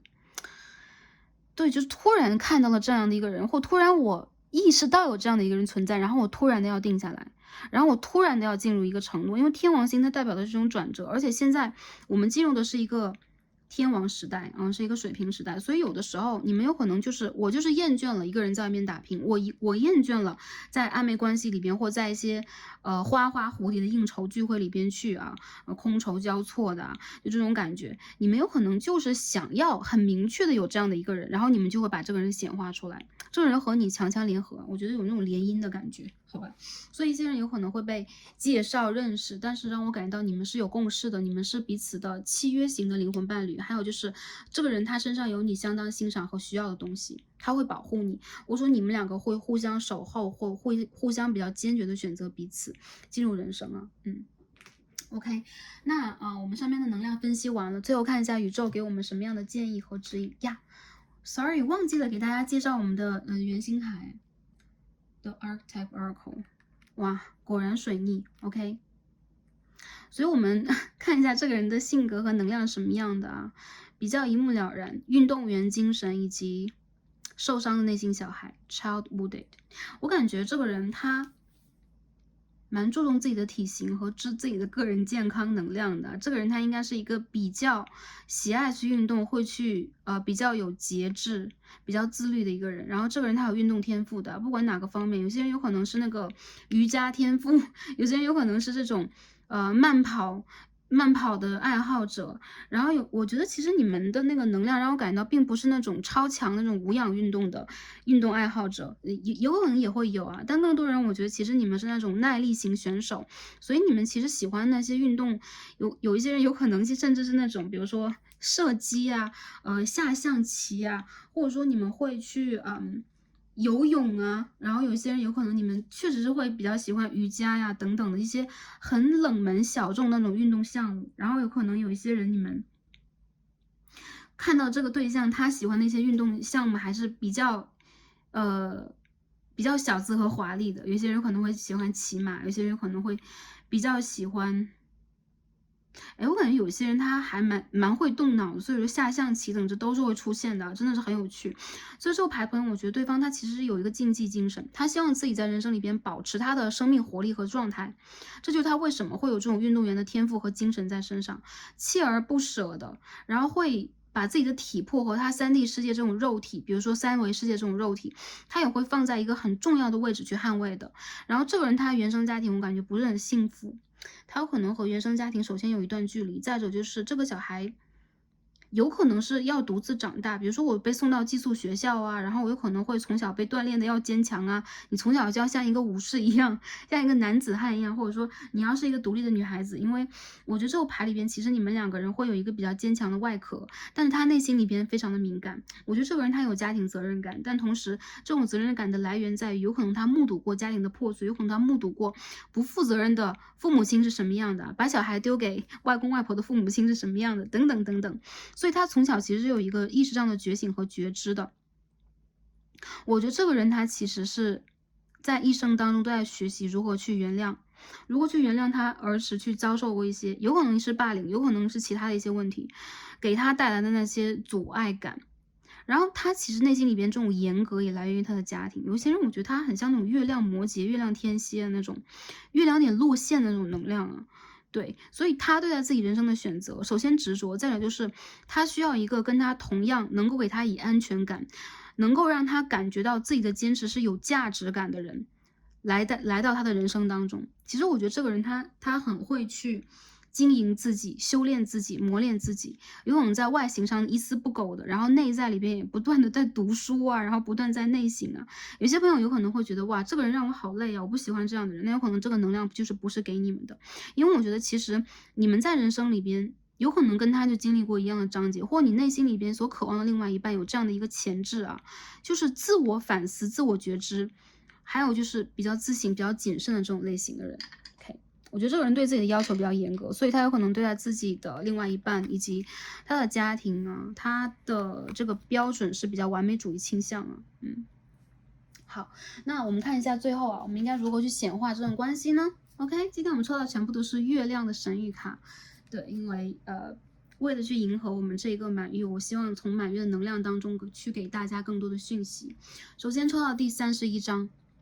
，OK。The Queen of the Moon Oracle 啊，月亮女神牌 ，One Moon， 重月啊，就是粉色月亮，而且是满月，这是一个信念的牌 Faith。有些人我觉得你们蛮容易，就是个别朋友的信号啊，你的能量让我感到你们蛮容易奉子成婚的。然后这边是31、32，有可能对于你们来讲，这是你们成婚年纪啊，31、32对你们来说这个2数字比较重要。还有一些朋友。我觉得有一些朋友，你们有可能曾经经历过婚姻，这是比较少数的。然后你们有可能自己就是母亲或父亲的一个能量，你希望对方身上有这种，他是一个 father material、mother material， 你希望他是一个父亲和母亲的比较佳的人选。我觉得这个人他其实他会比较注重自己的下一代，他会比较就注重保护自己的家庭，还有就他和你之间，你们的连接，你们的承诺关系里边就有养育下一代的这一项，所以你和他之后的这个下一代，我觉得是相当闪光的一代，以及你们有可能有这样的一个我不知道有些朋友有可能你们是丁克一族的话，这是另外一个话题，或者说有可能你们会一起领养宠物，你们会领养很多宠物，或者说领养小孩等都是有可能。但是让我感觉到，其实你和他其实正在孕育自己人生当中的成熟阶段。然后这个人让我感觉到他是一个有父性精神、有母性精神的人。还有这个能量让我感觉到充满了对方和你其实是很有 truth and face 啊，这两张牌真的是能量很相似啊，信念和信任，你们两个人的家庭责任和家庭义务在教会你们这一点，所以我觉得这个家庭是很坚硬的，就它是一个城堡式的家庭，然后也让我感觉到其实你们离这个能量蛮近的，因为今天出现的反复都是这个满月的能量，所以一些朋友我觉得在未来的一年当中，你们可以去期待和继续显化这个人了，好吧？好，说到显化，我们看一下如何显化。看一下我们今天抽的月相卡 ，First Quarter Moon in Aquarius， 水瓶座的1/4月啊，就有些人我觉得在明年的2月到3月期间，你们非常容易遇见这个人。很多人让我感觉到，我们刚刚讲的一个时间段是从11月到明年的7月，还有一部分朋友，第二批，sorry， 第二批是从明年的2、3月到明年10月的。总之，我觉得你们的这个时间蛮近的。有些人我感觉到啊，你们需要 trust the universe， 你们要相信宇宙，再把这个人送到你们的生活里边。你们非常需要跟自己的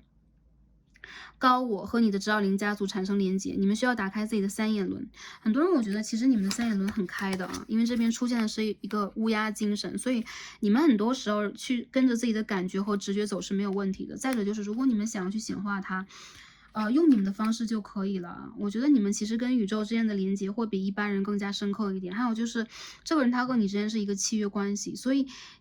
你可以把自己的直觉也交给宇宙，然后让宇宙带你到这个人身边。因为我看到这张3眼轮的能量，让我觉得其实你在内心里边有可能已经非常清楚了，就这个对象的轮廓呀、大概呀，以及他的状况，有可能在听占卜之前你们就非常清楚，只不过是来去确认一下。那 trust the universe，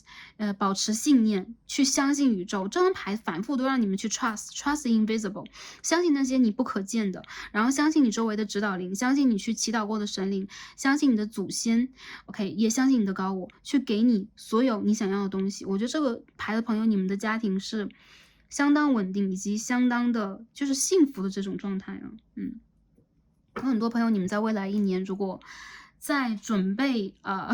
有些朋友我觉得你们有点跳跃啊，就如果来看正缘，然后我跟大家讲，你们有可能可以有自己的小孩了，你们会不会觉得比较惊讶？但事实条件是，其实你们蛮容易一跃而生，晋升成为父亲和母亲的，就有可能这个人和这件事情就一起来了。所以我觉得你们不要觉得自己很鲁莽，或者这件事情来的就很无厘头，不是的，这全部都是宇宙的一个安排，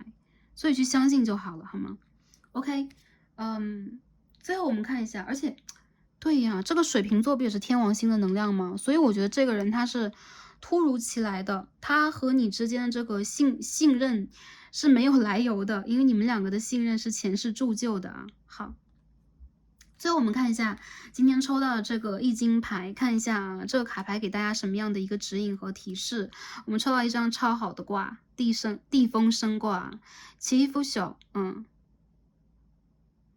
恋愛結婚には最高。恋爱结婚的最好卦啊。既婚者は子宝に恵まれる。已婚者的话就是 OK 备孕的最佳阶段啊，得子的最佳阶段。所以现在这个牌的能量告诉你们，你们正在往上走，你们已经穿越了困难，一步一步的负重前行，并且在达成你们的梦想。一个大跃进的时期，感情里的跃进时期已经出现了啊。所以我觉得这副牌朋友，宇宙和你